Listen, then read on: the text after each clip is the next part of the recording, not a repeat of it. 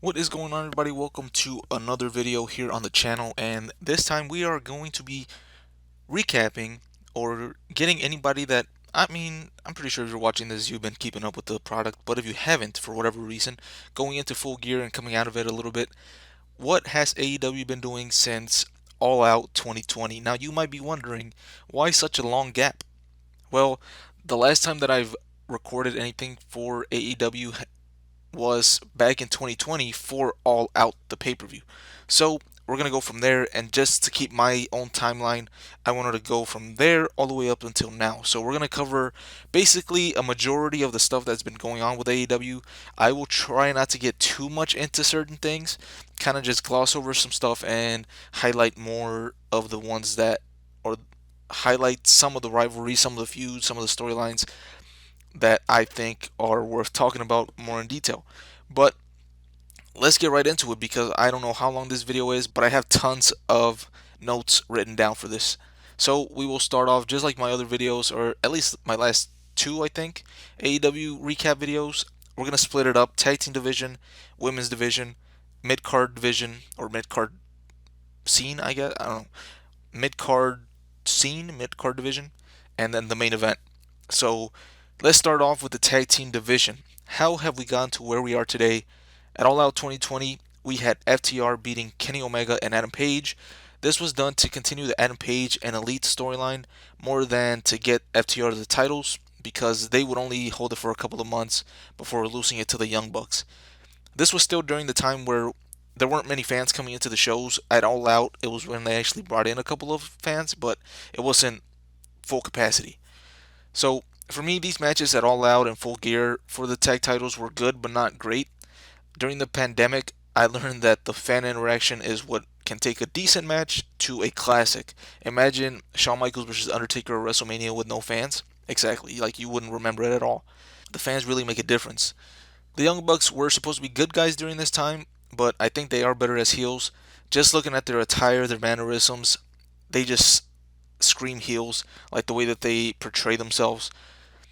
They reunited with Kenny Omega and Gallows and Anderson from the Bullet Club for a couple of months. The undercard for the tag division wasn't really doing much.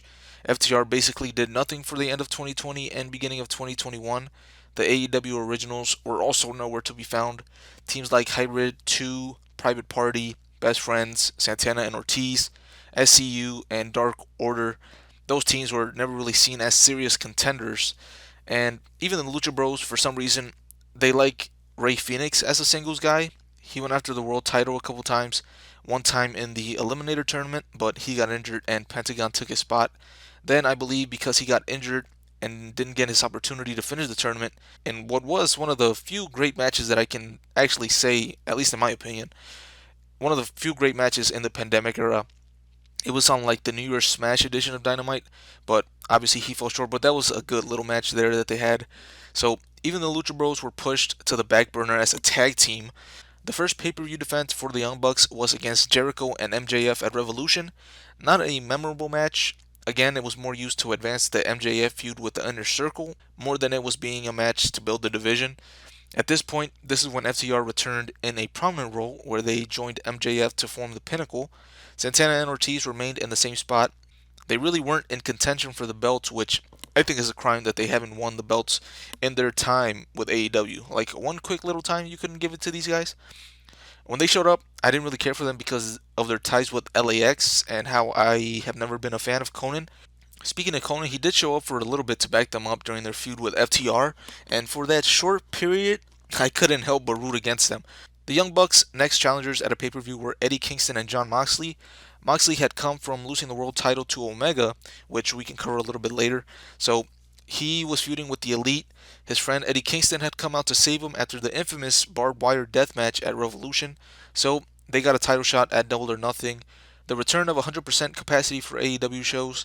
Mox and Kingston had a good match versus the Young Bucks. Again, without the crowd, who knows if anyone would remember this match. I don't really remember it move for move, but I do remember it was good for what it was. We did get some more formations of tag teams prior to Double or Nothing, including, but not all of them, Starks and Hobbs, part of Team Taz, The Acclaimed, Sting and Darby Allin, Top Flight, Miro and Kip Sabian for a quick period, and I guess I can mention this here. Kip Sabian and Penelope Ford were a part of the first wedding on AEW TV.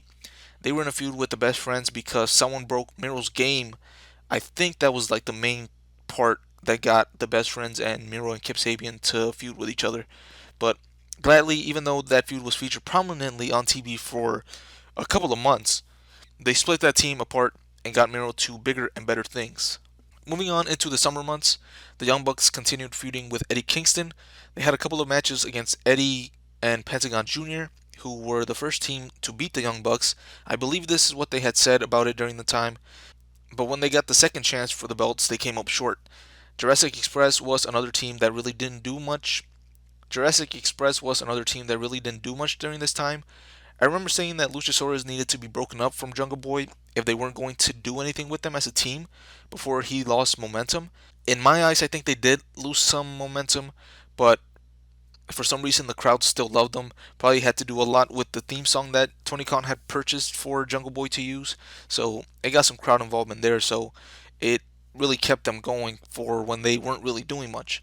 They did align themselves with Christian Cage, who made his debut back at Revolution, but again, they were the background players for furthering Christian's feuds for a while. Going into All Out 2021, Jurassic Express did come close to challenging the Young Bucks, but the Lucha Bros ended up winning a tournament to become number one contenders. I love tournaments, don't get me wrong, but I think this has become a crutch for AEW. They like to use these as a quick setup without having to come up with a storyline. This doesn't take away from the build, I just think it's a lazy way to book a match that comes out of nowhere, especially for a pay per view. You're telling me that you couldn't come up with something interesting for the Young Bucks and Lucha Bros to feud over? They have been rivals for years. Like, be creative. But anyways, this led up to one of the best matches in AEW history. Spot Fest? Sure, but entertaining Spot Fest to say the least. While this was a great moment for the Lucha Bros, this brings me back to not creating more of a storyline for this match. It's just like because of the tournament win, and it wasn't like a lead up going back and forth with the Young Bucks for a couple of weeks on TV. This win felt like anticlimactic. Is kind of what I'm. I don't think anticlimactic is actually the word. I don't know. I don't know how to explain it. But yeah, there was something missing with that win for the Lucha Bros. Even though it was a great match. The Young Bucks then went on to feud with Jurassic Express and Christian with the newest addition of Adam Cole, Bebe, to the roster. A couple of six-man tag team matches between those two culminated with the Jurassic Express and Christian Cage winning a trios Falls Count Anywhere tag match at Full Gear. FTR were the next challengers for the Lucha Bros on pay-per-view. FTR had defeated them on Dynamite for the AAA Tag Team Championships. This got them another shot at Full Gear for the AEW titles. This time they came up short, and the buzz that FTR had when they first came in had died down tremendously.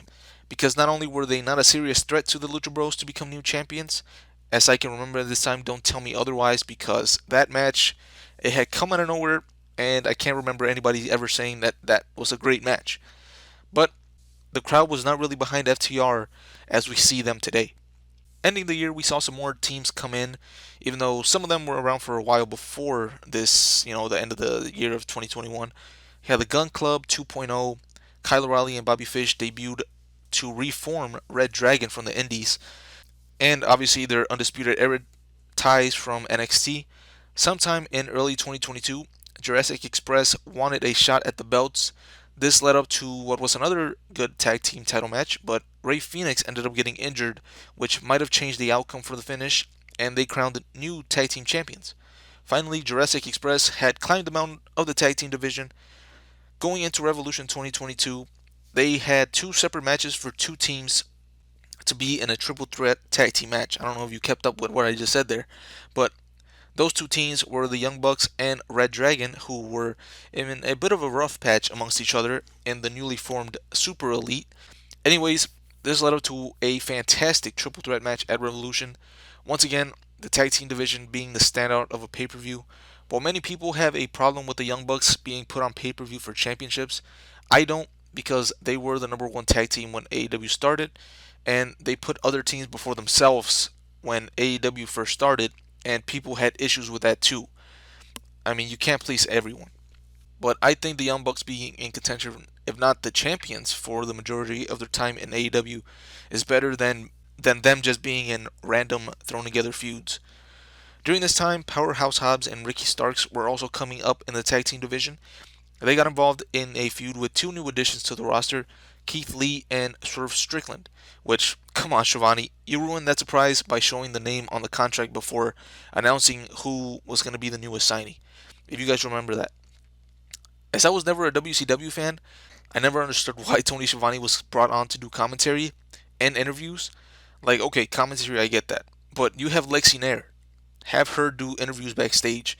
And I think they're doing that a little bit more because she's on Rampage and they are having Renee Paquette do the interviews on Dynamite. So there's no need for Tony Schiavone to be doing double duty.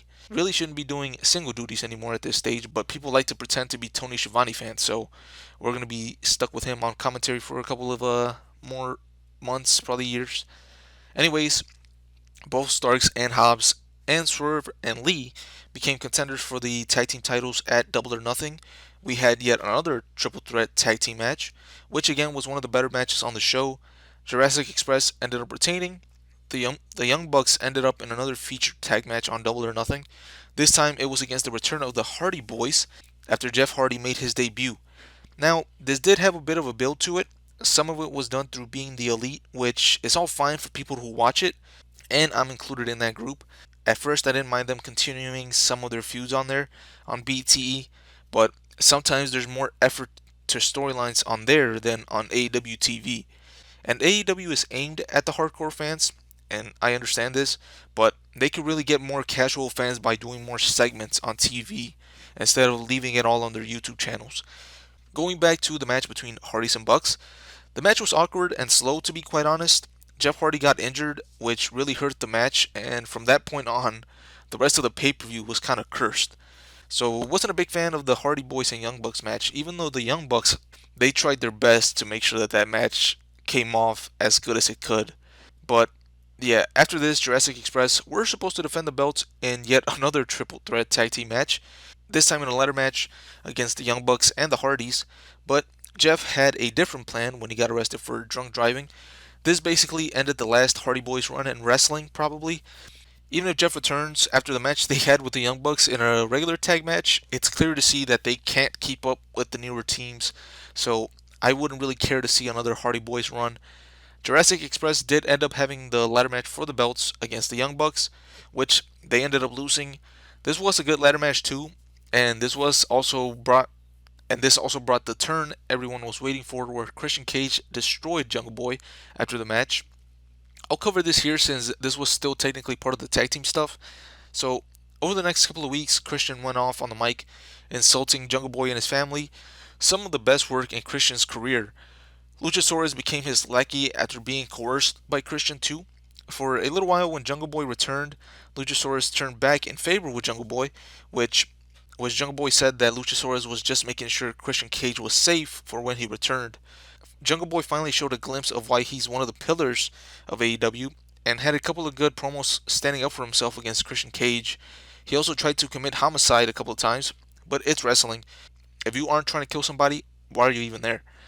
So that led up to what was supposed to be a match between Christian and Jungle Boy at All Out. However, Christian was injured, so he couldn't do much. This turned out to be where Luchasaurus revealed to have been plotting with Christian this whole time. He came out during Jungle Boy's entrance and killed him, and left a huge scar mark on Jungle Boy's back. What I didn't like is that Jungle Boy still kicked out when the match officially had started, basically undoing and no selling what Luchasaurus had just done to him, only for Christian to hit a spear to win the match. At this point, why didn't you just let Jungle Boy get up, say, yeah, I can go ahead, ring the bell, spear, pin? What I did like is that Jungle Boy didn't get his revenge right away. He's been booked too strong, I think, and I was worried that he was going to beat Christian clean and simple at All Out, which I'm pretty sure like the injury to Christian changed that, but still like that Jungle Boy obviously didn't come out on top there. But the way that they built it was pretty well done. A lot of props to Christian too, which I had my reservations on when they signed him because I didn't see how he fit into the company with the rest of the roster and the rest of the guys that they had under contract.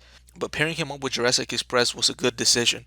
Not that AEW makes a ton of wrong choices, but I'm just saying that this was a really well thought out decision and storyline. Now with the Young Bucks back as champions, it seemed like this was leading to the third match between them and FTR, who had now climbed to the top of the division, both with wins and with being over with the fans. They didn't do much on pay-per-view, but every time they had a match, they delivered. While FTR is over as a team, a lot of their success came from Dax Harwood putting on some classics with Adam Cole, even his own partner Cash Wheeler, and Will Ospreay. Around the months of February and April, when Tony Khan purchased Ring of Honor, FTR was sent over to feud with the Briscoes. They eventually ended up winning the tag belts from ROH, and they had what was said to be a classic tag team match at Supercard of Honor. I haven't watched any ROH pay per view to this day. Besides the Supercard of Honor back in 2019 that also had New Japan Pro Wrestling, I still haven't watched an ROH pay per view. Don't get me wrong, the purchase was a good get for AEW and Tony Khan, but I haven't been a fan of them putting it on AEW TV. Anyways, that match they had with the Briscoes added fuel to the FTR fire. This led up to them going into AEW and New Japan Pro Wrestling Forbidden Door, where they took on Roppongi Vice and the Great Okan and Jeff Cobb for the New Japan Pro Wrestling Heavyweight Tag Team titles. And I say heavyweight because they do have junior heavyweight titles, tag titles. I was at this pay per view, and from what I can remember, this was a decent match. Ended up with FTR winning the belts and adding to their collection. Now, at this point, FTR was the hottest tag team in AEW and probably in the world. Then you had the Young Bucks as the AEW champions. Surely, with 2 months left until All Out, you saw what this was leading to, right? You are completely right. FTR and the Young Bucks in two completely different trios tag team matches at All Out. And don't call me Shirley. One of the biggest fumbles in AEW history, in my opinion. How do you hear the reaction that FTR is getting, and you have one of their best rivals and matchups as champions, and that is not the end goal? Instead, what we got was Starks and Hobbs versus Swerve and Lee versus the Young Bucks, which was like the fourth triple threat tag team match in like this span of like Revolution until now, which was like 3 or 4 months. Why have so many goddamn triple threat matches? What was up? And also the IWGP Tag Team title match at Forbidden Door. That was a triple threat too. Tony Khan with his fetish of three-way matches for the tag team division.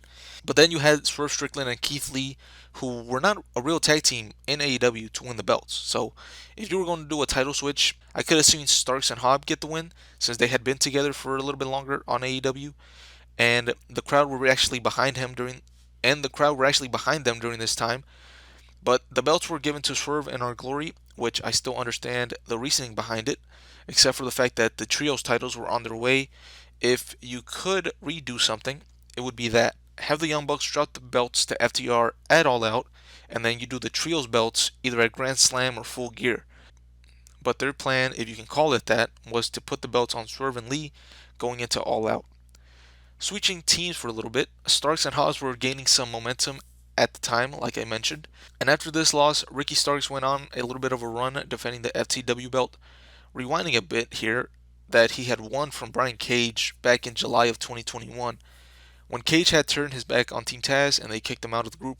So Ricky was the champ for about a year now, had a couple of open challenges. He defended the belt against Danhausen, who debuted in 2022, but not really pushed as a serious threat. Starks beat him in quick fashion, so he got on the mic and issued another open challenge to which Hook answered. Again, AEW doesn't really make bad decisions. They opted to take advantage of the Send Hook meme and created a new star here. If it wasn't for that meme, who's to say that Hook is even wrestling yet on AEW, or if he would have been just the fall guy for Team Taz when he eventually started wrestling. His debut and win was one of the biggest pops in AEW history.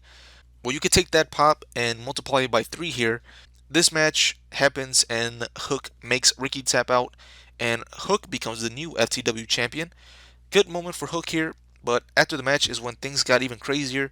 Ricky is out there pouring his heart and soul out, and out of nowhere, Powerhouse Hobbs just lays him out with a clothesline and basically ends Team Taz. This was a breakout moment for not only Starks but Hobbs as well. Ricky will be a star, no doubt.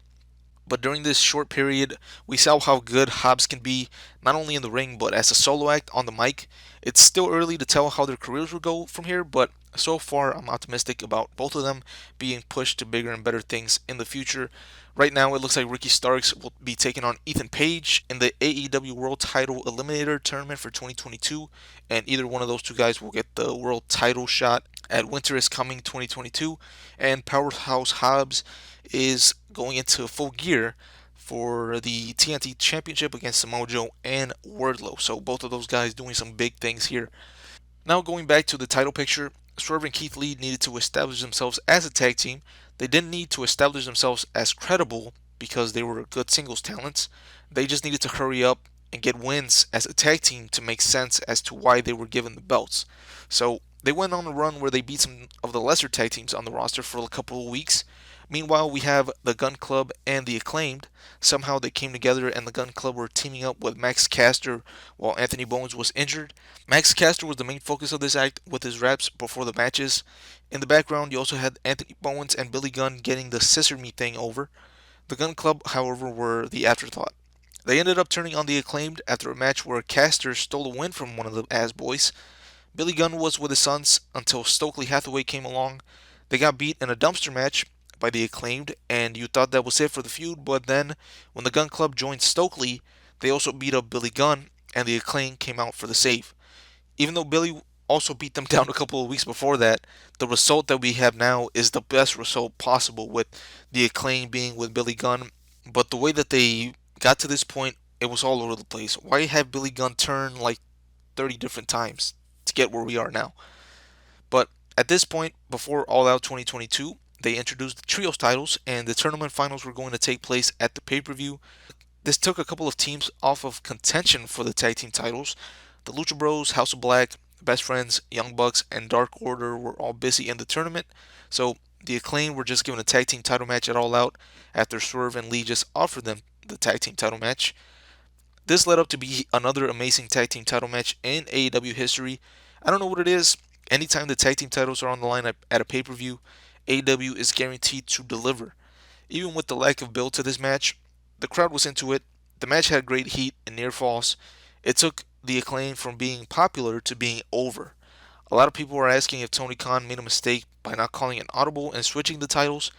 I don't care what those people say because who could have imagined this reaction? Who's to say that if I switch the end, it's a happy ending for everybody? The Acclaimed had no reason to get that reaction from the crowd at All Out, and I'm not doing a quick change because of one night. Sure, the Acclaim have had big reactions before, but this was the first huge reaction they really ever got. As Tony Khan, I'm not rolling the dice, calling an audible, and then the next city that we go to, the crowd could care less about them winning the belts. I feel that coming out of that show, it was an okay decision to wait and rematch this a couple weeks later to make sure that the Acclaim could continue that momentum, which they did. And while it wasn't as good as the match at All Out, they still had a good match at Grand Slam and got their moment in front of a huge crowd in New York. I think everything played out well for the Acclaimed. I know these guys would have been over after All Out. I'm just saying, as a booker, besides an injury, when have you heard that an audible for a win has been called? But yeah, the Acclaimed are now the tag team champions, and they are going into a third match with Swerve and Lee at Full Gear. So we'll see if they can keep that magic a third time against these guys, and we might be seeing Keith Lee and Swerve Strickland turn on each other here at the pay per view. Going back to the trios titles, the tournament final saw the Elite with the Young Bucks and the return of Kenny Omega after almost a year of being out, taking on Adam Page and Dark Order. Having Kenny Omega back in AEW felt great again. Like, no matter what's on the card, when Omega has a match, you know it's going to be nothing but a 4-star match if we want to use the Dave Meltzer scale. A couple of negatives from this tournament was the fact that the Trustbusters took a spot in the tournament over literally any other three-man team you can name.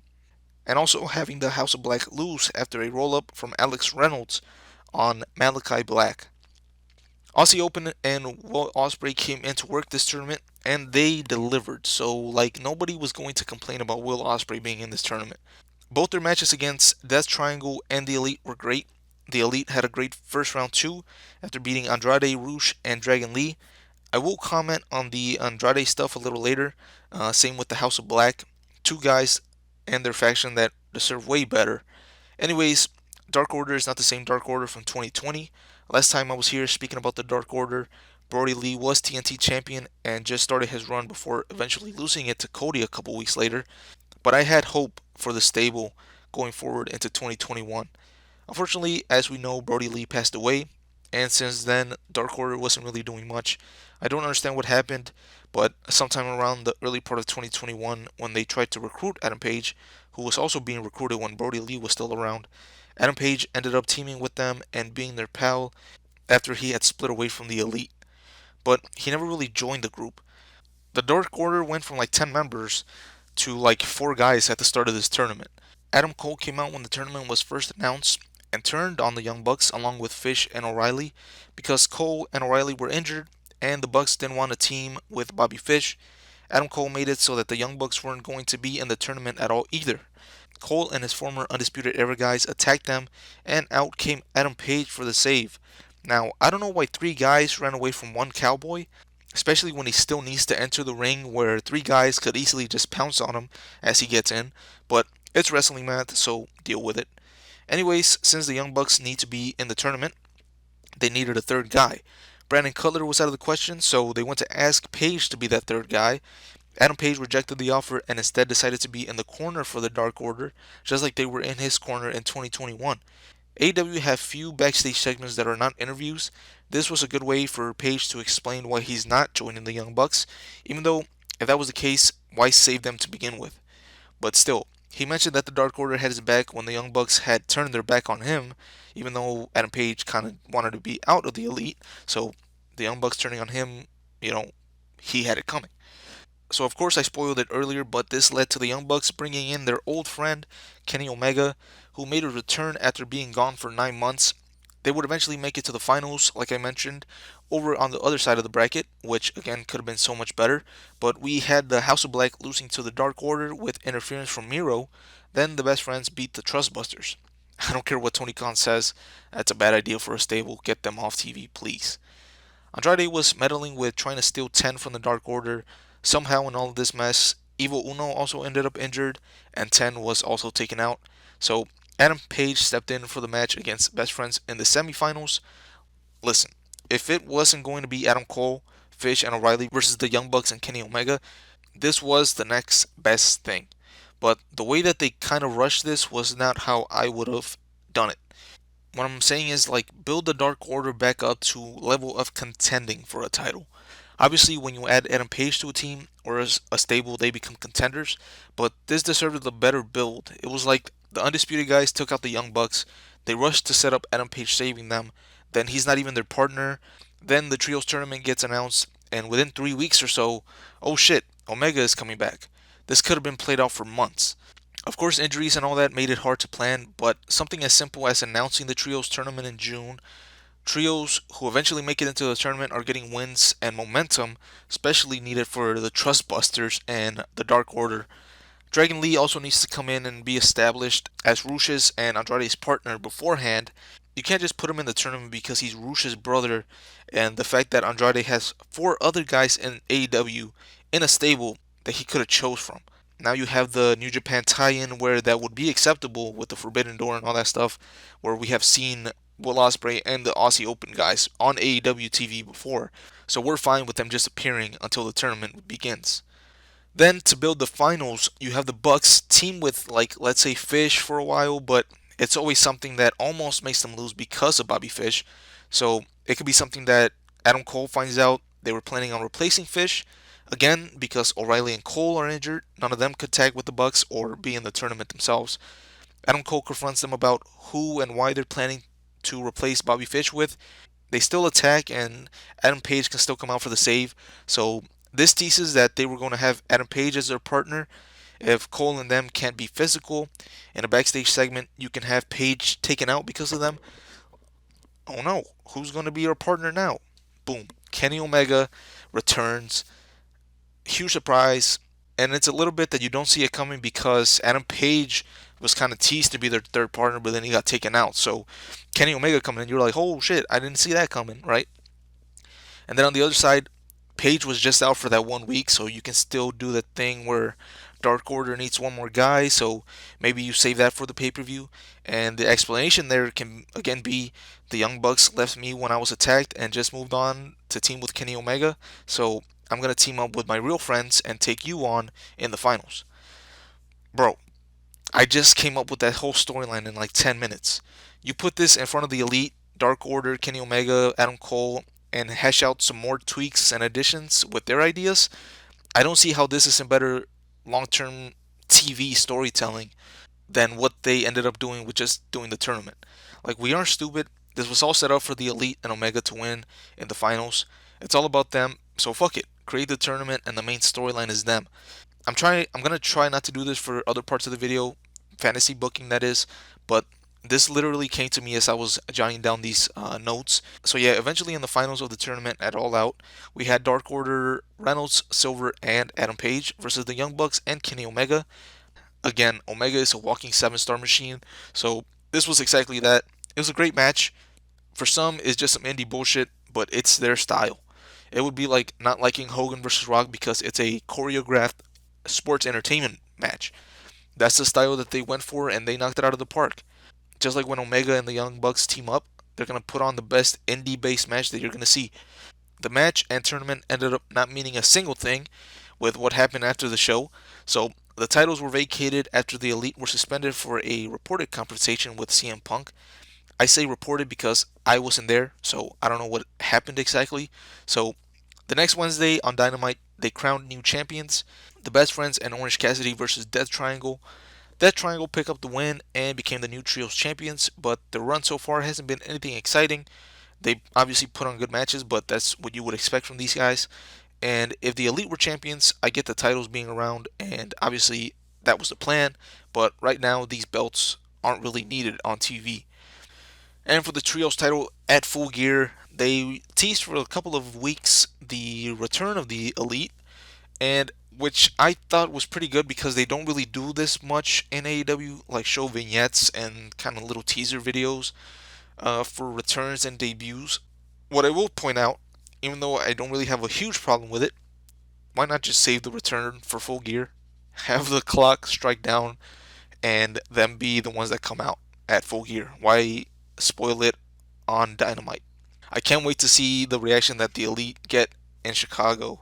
If CM Punk never comes back, those CM Punk chants are going to be here forever. That's it for the tag team division. Let's move on to the women's division.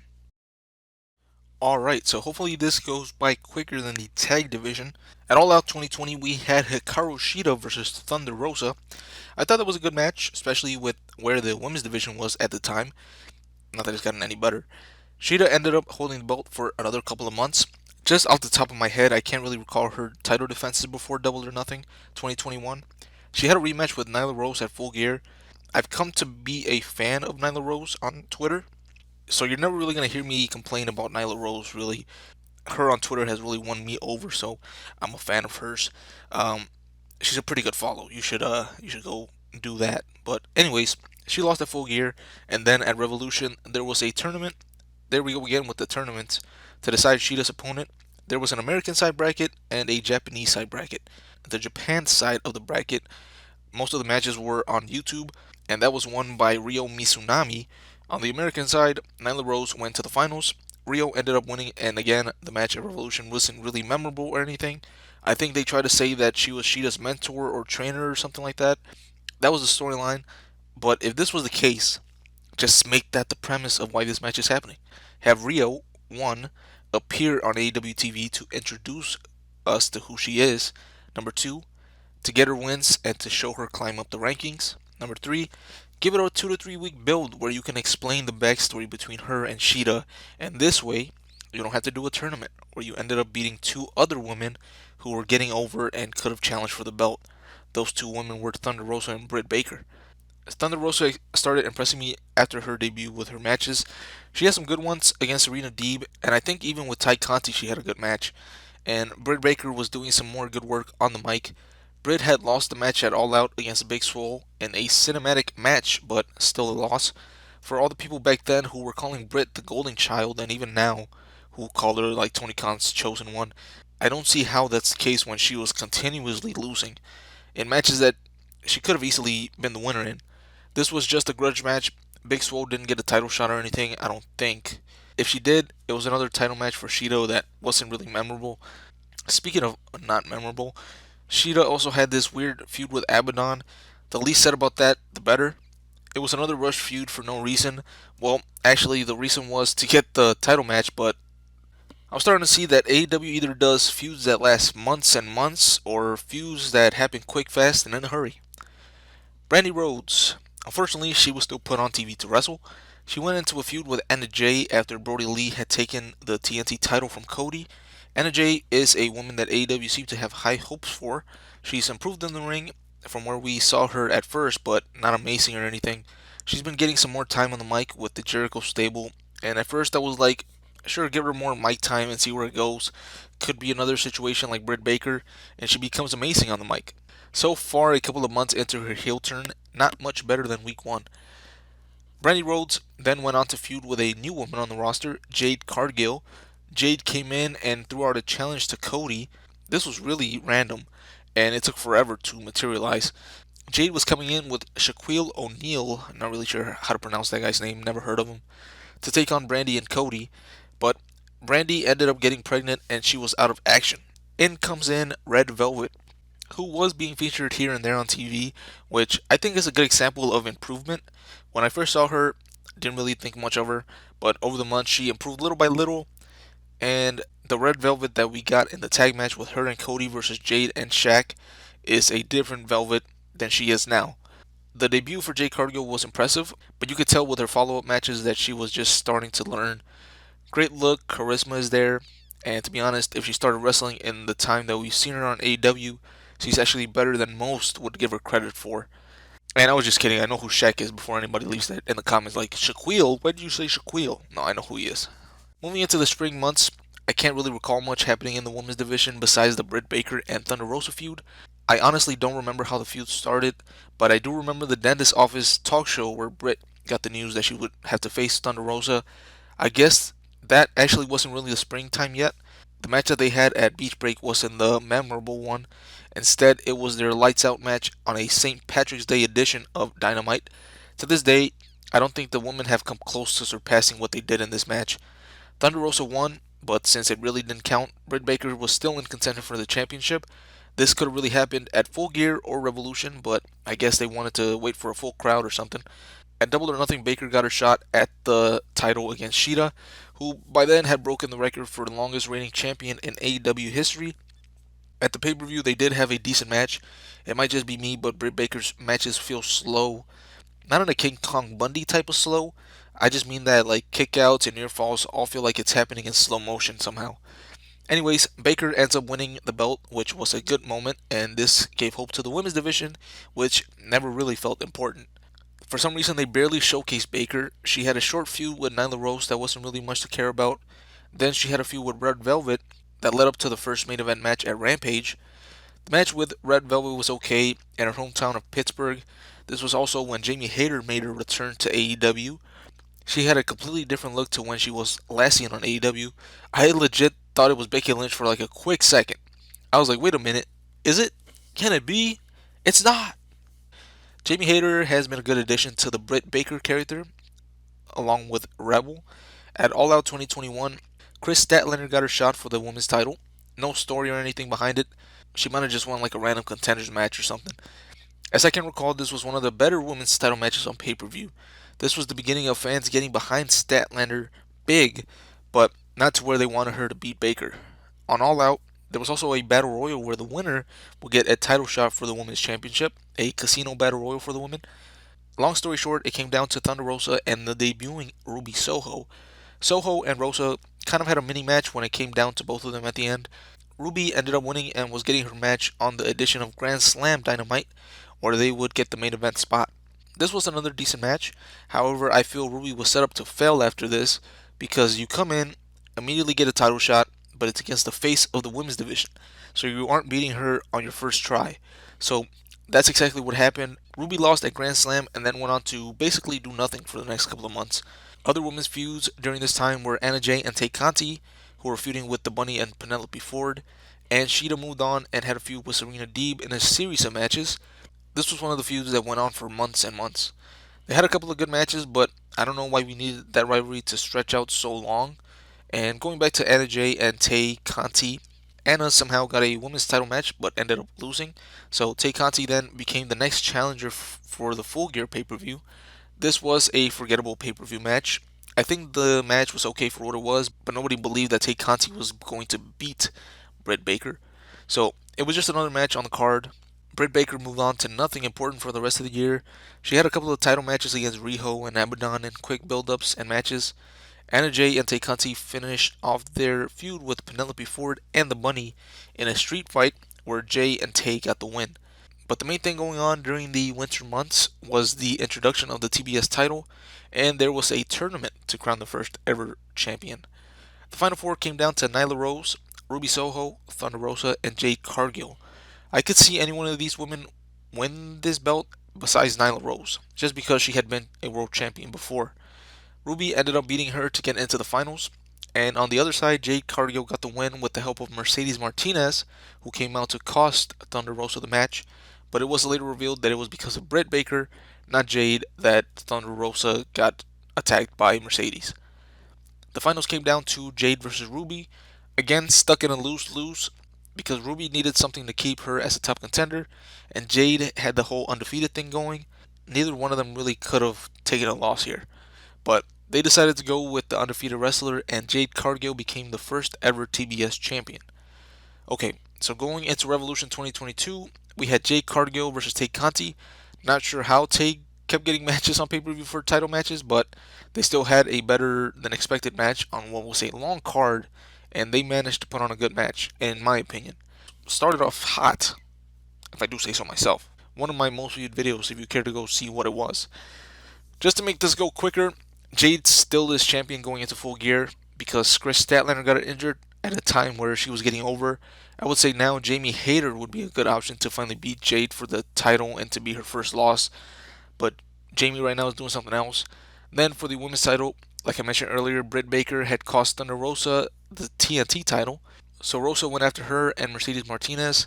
The match at Revolution was not really as good as what people thought it could be, especially after their lights out match.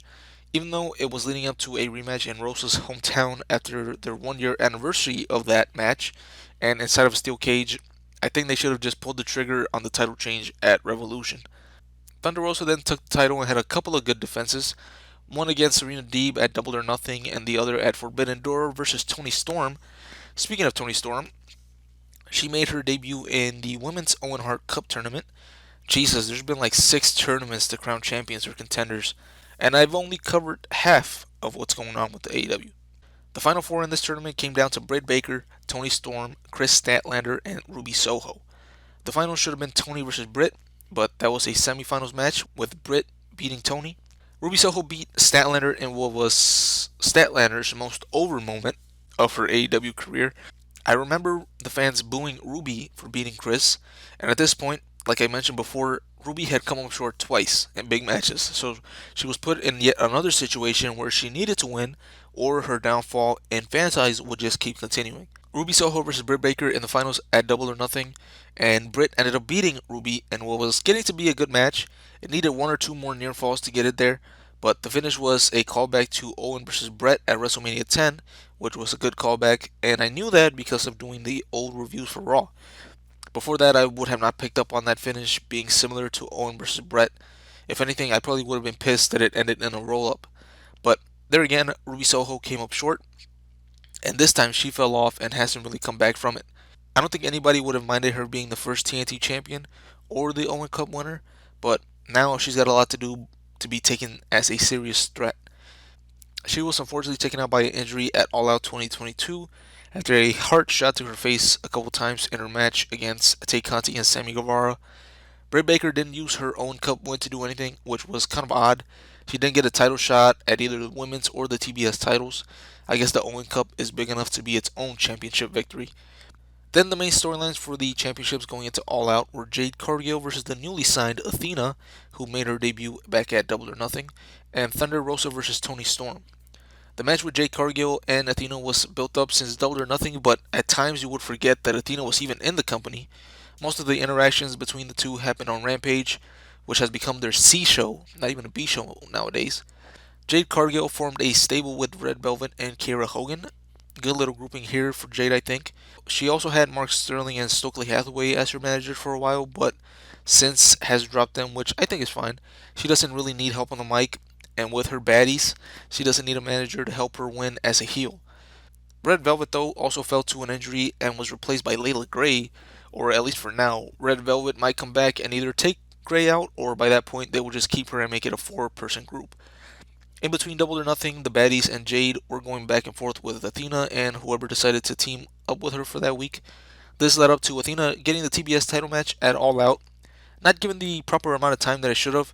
For the amount of crap Tony Khan gets for bringing in people who worked in WWE, he also buries a lot of them when they first come into the company. Sure, Athena got a pay-per-view title match for her first pay-per-view match in AEW, but she was put on Rampage for the majority of her time in AEW, and loses in quick fashion to Jade at All Out.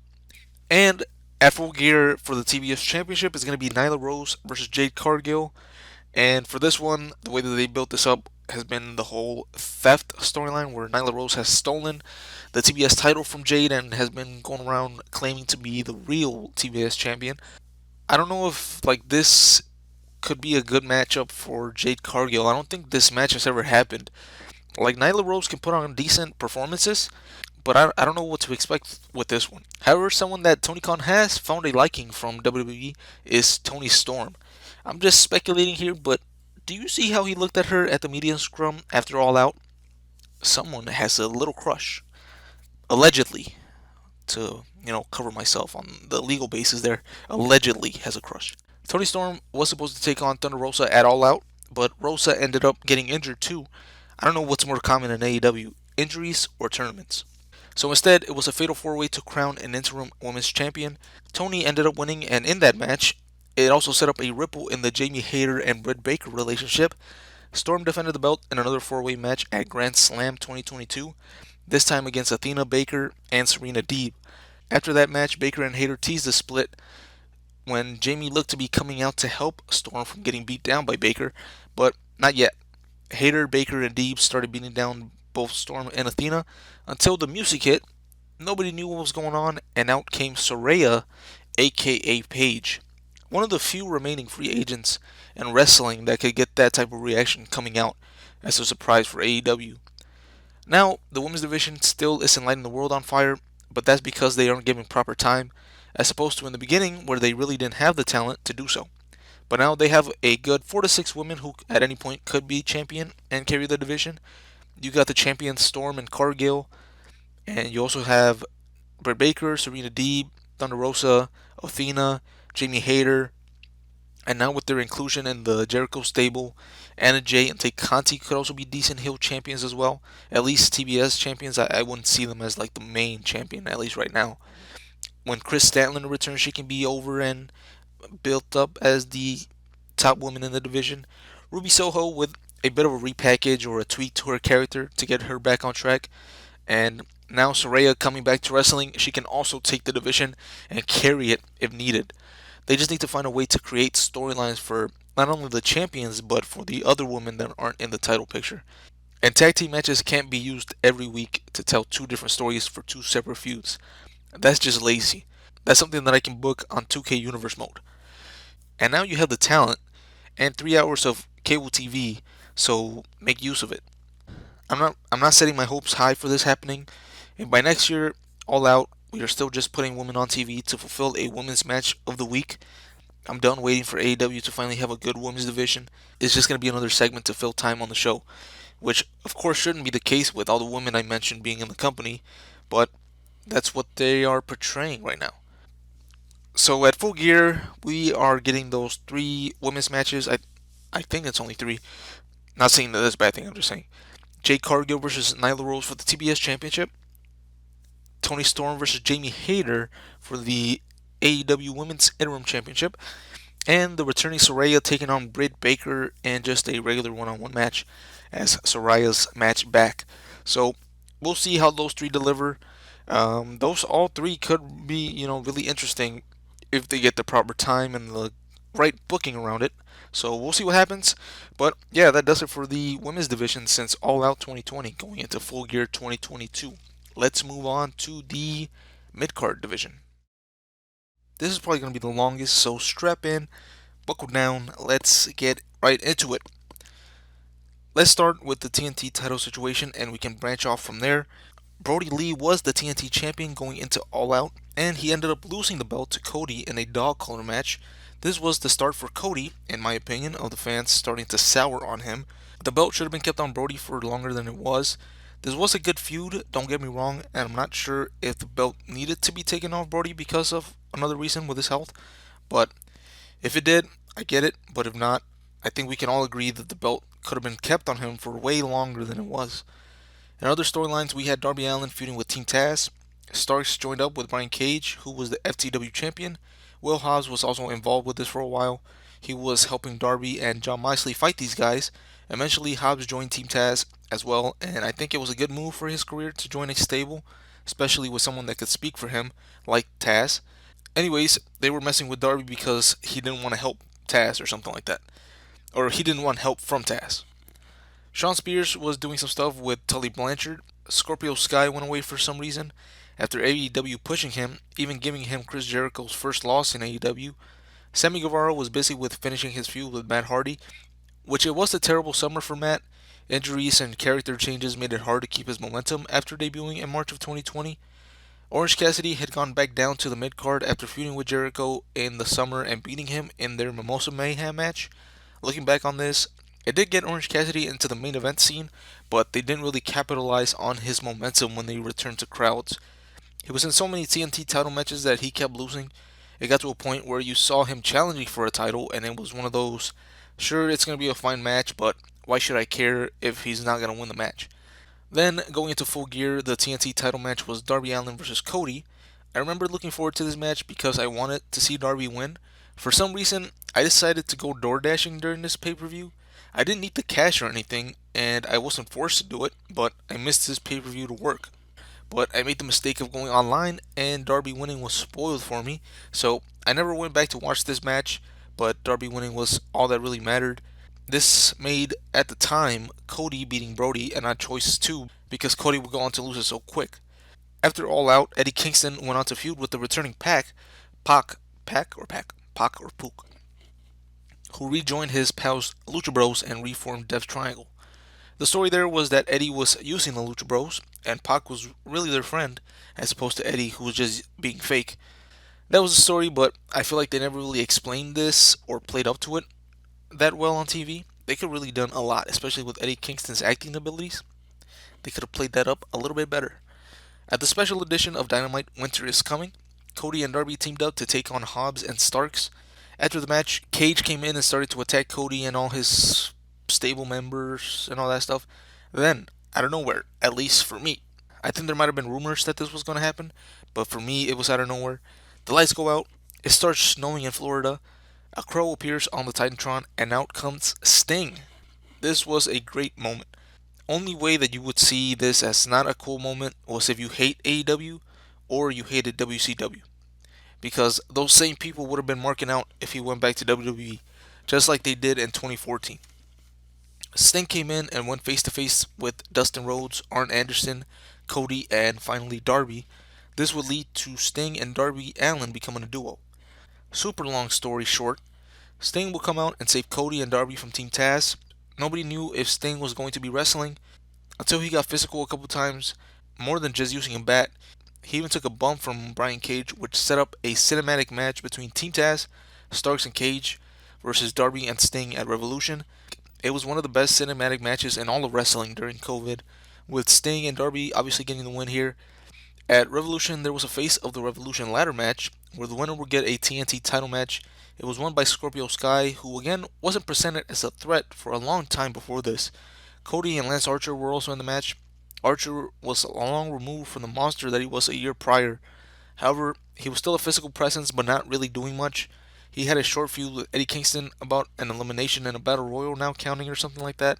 So Archer was also sent to the back burner for the time being. Ethan Page ended up making his debut in this ladder match, and they really made this debut out not to mean much after this, which eventually led to him and Scorpio Sky forming a tag team because they were frustrated with not being used on TV. As a wrestling show, I think if you have guys cutting promos where that's the main purpose of their storyline, and nobody really can argue with them, you gotta stop and look at your roster and start making cuts. There's no reason why guys like Ethan Page and Scorpio Sky, who I'm not a big fan of, but I can agree he's talented, Scorpio Sky that is, There's no reason why guys like them should be kept off TV for long stretches of time if they're not injured. And then Miro, who was in a team with Kip Sabian, feuding with the Best Friends and Orange Cassidy. A lot of people were complaining at the time that Miro was a joke, but I thought it was fine because you can't bring everyone in and immediately have them go after a belt. There are guys like Miro, Keith Lee, Ethan Page, Brian Cage, who are good talent, but they are no CM Punks, Adam Coles, or Brian Danielsons. When those top guys get relegated to anything but top feuds, then it's an issue. But Miro was not a huge name in WWE. Partly their fault, not Miro's, but he wasn't a huge name for him to come in and just take over.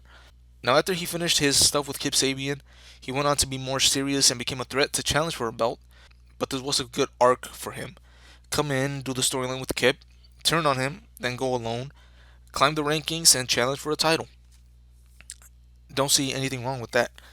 After Revolution, Darby wanted to defend the belt more than he had been doing.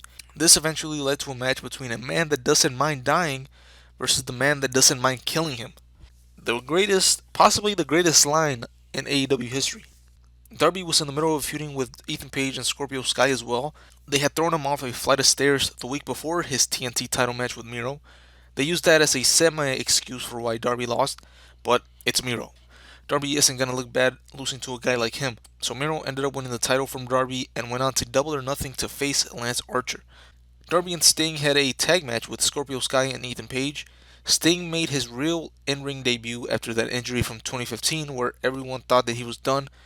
He was impressive, and this match at Double or Nothing made me hate Vince McMahon even more for never giving us Undertaker versus Sting in any form or fashion in the WWE. This is gonna sting, no pun intended, a few WWE fans, but I know Undertaker was pretty much done and shouldn't have kept wrestling after 2015. But looking at what Sting can still do in 2022, you could have done something with Undertaker versus Sting between 2016 and 2020 before Taker retired and Sting moved on to AEW. I'm never gonna forgive Vince for not doing it. Before I would have blamed Sting for not going to WWE, but after 2014 it was all in Vince's hands to do it, and he didn't pull the trigger, so god damn it Vince. What could have been? Anyways, Darby and Sting beat Page and Sky, which was a bad thing for Page and Sky in building momentum, but come on, you're not gonna beat Sting on pay-per-view. This kept going for a while after Double or Nothing. Ethan Page really showed that he could go on the mic and led into a coffin match versus Darby Allin. They main evented Fyter Fest, and it was a pretty good match. This was the end for Page and Sky for a while, before they returned and later formed a stable with Dan Lambert from American Top Team, and some other MMA guys came in for appearances here and there, including guys like Junior Dos Santos and Jorge Masvidal. They feuded with Chris Jericho and the Inner Circle going into Full Gear. I don't really know if I should cover that here later because it was a mid-card feud, but Jericho is a main eventer. I guess really quick because the less said about this, I think better. On the Grand Slam edition of Dynamite, it led up to a match between Page and Sky versus Jericho and Hager. After the match, the MMA guys also jumped in to take out Jericho. Paige Van Sant also got involved because Jericho was insulting her over the weeks. Jorge Masvidal also gave Jericho a knee. Eventually, Paige Van Sant ended up wrestling, but Masvidal didn't. I kind of wish we got something with Masvidal and Jericho, either on the mic or him maybe taking Junior Dos Santos' spot in their tag match at Full Gear. Maybe the UFC contract that he has prevented him from doing so. But something that I did forget about is that they also had a trios tag match on a Dynamite with Junior Dos Santos tagging with Paige and Sky versus Jericho, Hager, and Guevara.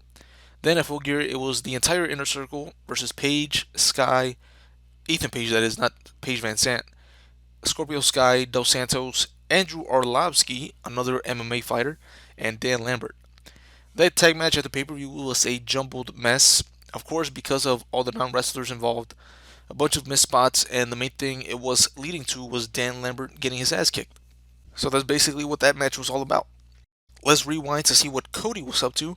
He was feuding with QT Marshall and his guys, leading up to a match with Britain's own Anthony Ogogo. This was built up as a Britain versus America thing for some reason. Didn't know that we had issues with Britain in 2021, but it was what it was. Nothing really mattered here, just getting Cody a match on pay-per-view when you look back on it. At the first show outside of Jacksonville, he fought QT in a strap match, and Cody got the win. To be honest, this seemed like Cody was back on track being a good guy in the fans' eyes, but later on in the show, we got the debut of Malachi Black, who went after Arn Anderson. This set up a couple of matches between the two. Cody lost the first, and he acted like he was going to retire, but it wasn't to be. Malachi then won their second match at Grand Slam, so there was like 2 to 3 months in between their first and second matches. Then Cody got his revenge that nobody really wanted him to get on an October edition of Dynamite in a street fight or whatever they decided to call that no rules match. Besides the fact that nobody wanted Cody to win this feud, it was a good storyline. Malachi comes in, takes out a top guy. Malachi makes him think he's not good anymore. Cody makes a comeback only to lose again. We then get the third match being a stipulation match that the babyface finally overcomes and beats the bad guy. On paper, good. In execution, also good. You just can't do that with hardcore fans. They already told you that they don't want Cody as a face, and he's taken on a fan favorite, making his debut with the company. Anybody could see that this was not going to work in favor of Cody, except for Tony Khan and Cody Rhodes, I guess. Speaking of debuts, we also got the debut of Andrade El Idolo the night after Double or Nothing. Where do we begin here? He came in, was paired with Vicky Guerrero, and then they put Chavo Guerrero with him, which could have been a good pairing. He went after Pac, Pook, I don't know, and the Lucha Bros. He tried to buy them or something like that to come work for him. Then Cody ended up feuding with Andrade out of nowhere. Cody and Pac teamed up to take on Andrade and Malachi at Full Gear.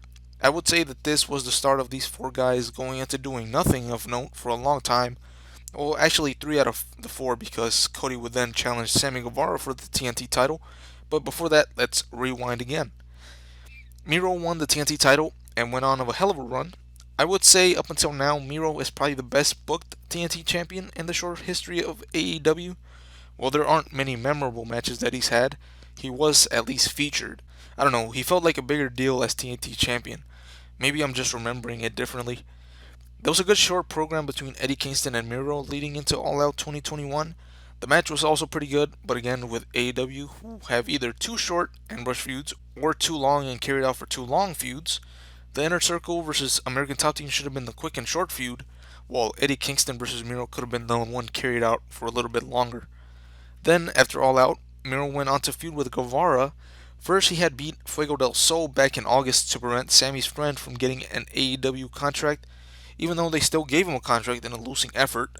Then he beat him again a couple weeks after the pay per view. That led to Sammy Guevara coming out to save his friend. This set up the TNT title match between Guevara and Miro. In what was a good match and a good moment, Sammy beat Miro and won the belt. This probably had to do more with how the belt was booked with Miro and Darby for the previous few months, because after Sammy won it, it kind of lost a little bit of its shine. Now going into the winter months, the TNT title was in the down period. Sammy had matches defending the belt. I want to say he was treated poorly as champion, but he was more involved in the business of the Inner Circle than his own feuds for the belt. This led Cody to come in and feud with American Top Team as well. So now Cody and Sammy were helping each other, but this was done to get Cody in the title picture. At this point, you had guys like Andrade, Peak, I don't know, Malachi Black, Ethan Page, Darby Allin, Shawn Spears, and Jay Lethal, doing absolutely nothing. Why couldn't any of these guys go after the belt and even win it? Seeing as Cody was out of the company within the first 2 months into 2022, sure, maybe they didn't know he was leaving, but what was the original plan? For Cody to hold the belt for another long run? Nobody wanted that.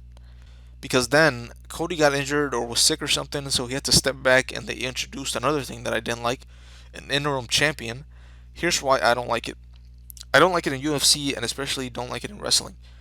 Why not just name a number one contender if the regular champion is going to return soon? If the champion is not going to return soon, I'm sorry, but just take the title off of that guy and just crown a new champion. No need for this interim crap. And then when the guy comes back, he can use the excuse that he never lost the belt, so he wants his title shot. Bing bang boom, we're off to the races. But now because of the interim garbage, it creates chaos for no reason. That's all I'm saying. So anyways, Sammy ends up winning the interim title after a match against Dustin Rhodes, which again, Dustin, great guy. Don't mind him wrestling because he's still very good at his age, and he doesn't take away from the young talent when he has been on AEW TV. No hate towards AEW using Dustin sporadically. But tell me how many times I've mentioned Dustin Rhodes on this video, where it would have made sense that he had any sort of momentum to be ahead of any of the guys I have mentioned multiple times, like a Darby or a Malachi Black. Even Dante Martin or Ricky Starks had more momentum at this time than Dustin Rhodes. Then, a couple weeks later, when Cody comes back, he cuts a promo, which was super weird looking back on it. He took a shot at WWE, maintained his status with AEW, and that he would remain a babyface, only for him to lose the title unification match against Sammy in a ladder match, basically ending Cody's run in AEW while he prepared to head back to WWE. The ladder match was pretty good though. Again, I didn't see the need for the convoluted mess to get us from Sammy losing the belt in December to Sammy winning the belt in January. Then Sammy joined Sting and Darby in their feud with Andrade and Matt Hardy, who had just joined together to make the Hardy family office, which the less said about that, the better. I can't believe Matt Hardy went from one of the biggest signings in 2020 for AEW to where he is now. Can't be the same guy. But Andrade, Matt Hardy, and Isaiah Cassidy took on Sting, Darby Allin, and Sammy Guevara in a six-man tornado tag match. This was a good match on a long ass card, but somehow every match was able to keep me entertained. This match was a good all-out brawl. At Revolution, we also had another Face of the Revolution ladder match. Let's go over a couple of these guys' run in AEW, if I haven't done so already, before we get into the winner and what happened at and after Double or Nothing with the mid-card scene. Christian Cage came in at last year's Revolution pay-per-view as their big signing, had a couple of matches here and there, lost a battle royal to get a world title shot to Jungle Boy, but still joined Jurassic Express and even went on to hand Kenny Omega one of his first losses since he had won the AEW title back in December of 2020. He beat him on the debut edition of Rampage in 2021 for the Impact World title. Then he had a rematch against Kenny for the world title, but ended up losing it All Out. From there, he would feud with the Undisputed Elite with Jurassic Express. They ended up getting the last win in a six-man match at Full Gear. From there, Christian Cage was just going along for the ride with Jurassic Express, leading into them winning the tag titles, and then eventually losing them, which ended with the turn. Then Christian doing some of his best work on the mic during the summer of 2022. He got the win in the first of what's probably going to be a series of matches between him and Jungle Boy, especially because he got injured, so he's going to be gone for a while, at least in the ring, because Luchasaurus also turned on Jungle Boy and joined up with Christian. So Cage has been Luchasaurus' mouthpiece and manager while he's recovering from the injury. And what's probably also going to be a series of matches between the two of them, and at Full Gear, we're going to get another one of those matches in a steel cage between Jungle Boy and Luchasaurus, which I could see them giving Jungle Boy the win back here. I wouldn't mind it now because Luchasaurus got the first win.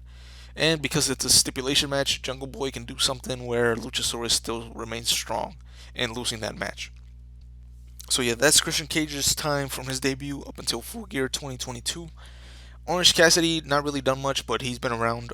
After his feud with Miro and Kip Sabian, he got a world title shot at Double or Nothing 2021 that came out of nowhere in a three-way match with Pook, I don't know, and Omega. Good, might even say it was a great match, but nobody really thought Cassidy, or for that matter Pac, was beating Omega. They could have done better at booking the world title during this time. It seems like they just threw a dart at a board with names on it to get this match. Then he feuded with the Hardy family office, which wasn't too memorable. Again, it was just there for a couple of months. Then began feuding with Adam Cole. They had a series of matches before they had their one-on-one match, I believe. They had a trios match with their best friends, Cassidy and best friends versus O'Reilly, Fish, and Cole.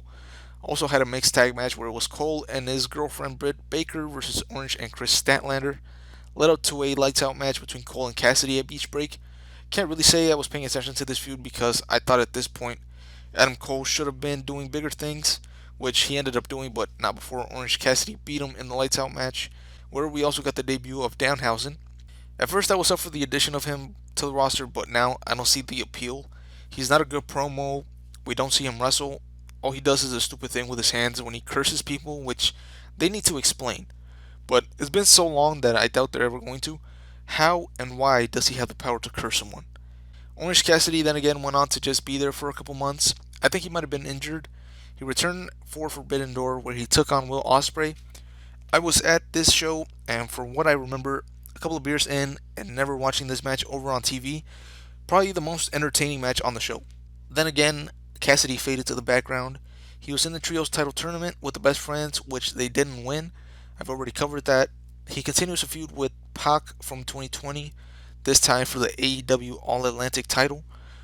Oh god, I forgot about this belt. I thought this was going to be a quicker recap, but with how many new belts and debuts have happened in AEW since 2020, I think this video will be way over the hour mark.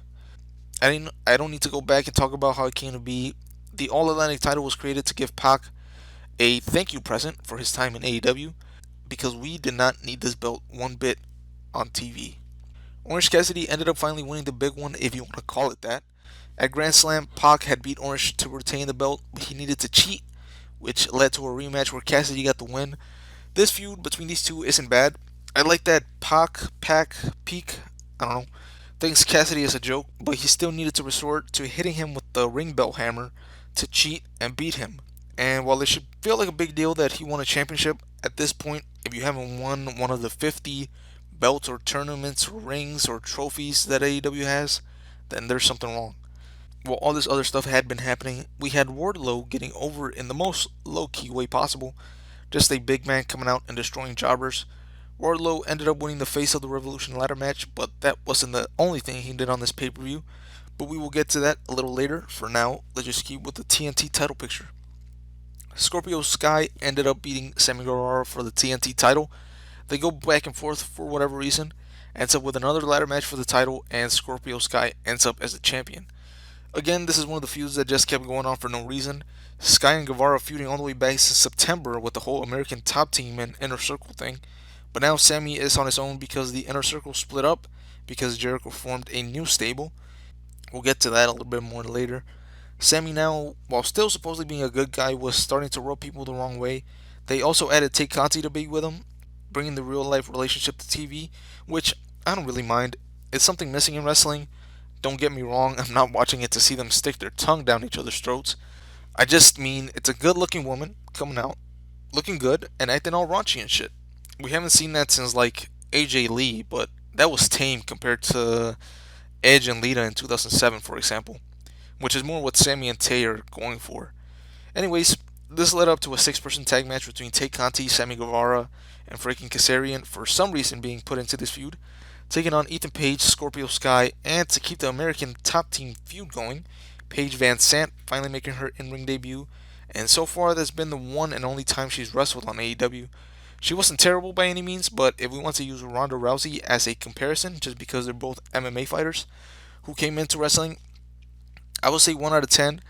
Ronda Rousey being a 10, at least in her first run in 2018. I would say that Paige Van Sant was like a 6.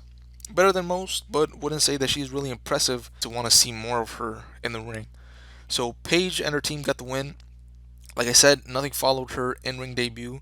And with Sammy and Tay, they went into the feud with the Jericho Appreciation Society and the Blackpool Combat Club, Eddie Kingston and Santana and Ortiz.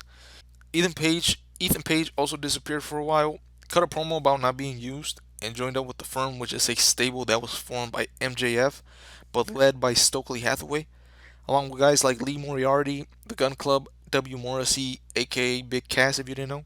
And while I don't think Ethan needs Stokely, I think the stable will finally get him on TV and push him towards either TNT title or down the line a world title contention or even run. And right now he is in the finals of the World Title Eliminator Tournament, so he might get the World Title shot sooner rather than later at Winter is Coming. And then Scorpio Sky, who was still TNT champion, had to come face to face with Wardlow, who won the Face of the Revolution ladder match. This time was not going to be like the first time when they faced off for the TNT title after Revolution. There was not going to be interference from MJF, and the red hot at the time, Wardlow ended up dethroning what was a lackluster run by Scorpio Sky because of how short the run was and all the stuff that he was involved in that nobody really cared for. And now we get into the summer months. The mid-card scene was really non-existent. I say this because everyone is part of a stable, so I've either covered it in the tag division segment or I will cover it later when I get to the main event scene. Andrade was feuding with Darby and Sting. Andrade was just trying to buy everyone and have them work for him. I guess I can mention this now to basically cover it and not add more to the main event part of this. They had an Owen Cup tournament that led into Double or Nothing. A couple of matches to go back and watch were Darby Allin versus Jeff Hardy, Dax versus Cash, Phoenix versus Dante Martin, Samoa Joe versus Kyle O'Reilly, Swerve Strickland versus Darby Allin, and Adam Cole versus Dax Harwood. There might be some other ones, but those are the ones that I can remember. And yeah, Samoa Joe made his debut during this time. It came down to Samoa Joe and Adam Cole Baby, where Cole won the belt and trophy along with his girlfriend Britt Baker, good first time winners. But after that, Adam Cole came down with the injury bug, so he couldn't really keep up the momentum from winning the tournament. He was involved in a four-way for the IWGP World Title at Forbidden Door, and I think there is when Adam Cole had suffered an injury in the match. Is probably why that ending was rushed or whatever. Hopefully, Adam Cole is good to go and comes back better than ever.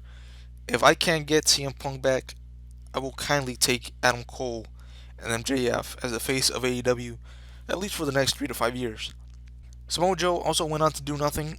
He won the ROH TV title, which doesn't mean anything to me, especially since ROH doesn't have a TV deal. What's the point of an ROH TV champion? He went missing for a couple weeks and returned to team up with Wardlow to help him take on some other ROH guys who I haven't really cared for. Brian Cage is the only guy that I can tell you is part of that group. But yeah, and it looks like Samoa Joe will be part of the TNT title match at Full Gear as well in a triple threat. Then switching topics a little bit, Malachi Black and the House of Black had a feud with Pac and the Death Triangle. This was just a series of good six-man tag matches, all because Malachi had spit the mist in these guys' eyes. He recruited Buddy Matthews, Brody King, and Julia Hart, which is a great little group, but unfortunately, for whatever reason, they were never given a bigger role. Malachi could have easily been TNT champion for a couple of months since his debut, or even tag champions with one of his guys for a couple of weeks. They got into a rivalry with Sting, Darby Allin, and Miro, which again was created around the fact that Malachi had sprayed Miro and Sting with the mist. Might have even sprayed Darby. I can't really remember nowadays who Malachi has spit into. Kind of sus if you ask me, but Brody King and Darby Allin, though, did have a couple of good meetings during this rivalry. It led up to a trios tag match between the six men involved. The House of Black took the L there, and Buddy and Brody took another L to Sting and Darby at Grand Slam 2022. And that was the last that we've seen of them besides a couple of video packages. If they do come back, hopefully they get a better spot. If they don't, to be honest with you, that would thin out the roster, and at this point, I wouldn't mind it. Another guy who is speculated to be gone, at least for a while, Andrade, who got some good backup by adding Roosh to his stable, who, to be honest, has been put in better spots than Andrade, when in reality they would be a welcome addition to the tag team division instead. Maybe a year or two, and then you can split them apart into singles guys. Same thing I had said about Jurassic Express and the Lucha Bros. They were pushing one guy more than the other, but let's see what they can do as a tag team first, which will also give you a better story when they split up, and you don't really have to put any effort into explaining the feud.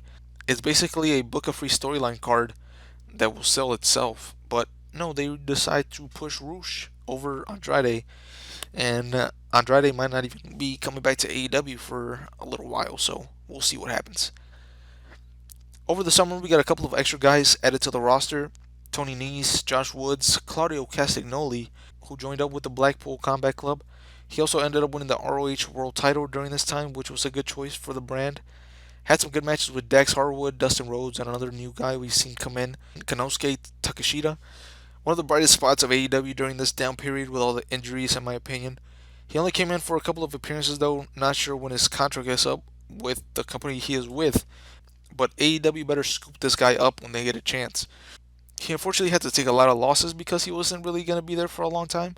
So he was just being built as a good wrestler, but never really won any big matches. If he does get signed to AEW, maybe that will change and he will be even more over with a couple of wins under his belt.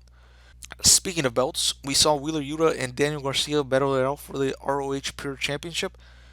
One reason I don't like ROH being on AEW TV is because of the presentation. They present it with ROH commentary and announcing and even the rules. I remember that WCW main event during Monday Night Raw? Remember how terrible it was? Same reason here. I watch AEW for AEW, not for ROH. Give ROH their own platform and get them off of AEW TV so that we can focus on those storylines and not have to be introduced to 50 other wrestlers, 5 other belts, and other parts of that company. It kills the vibe when we gotta stop what we're building with AEW talent and mix in ROH guys just to keep them relevant.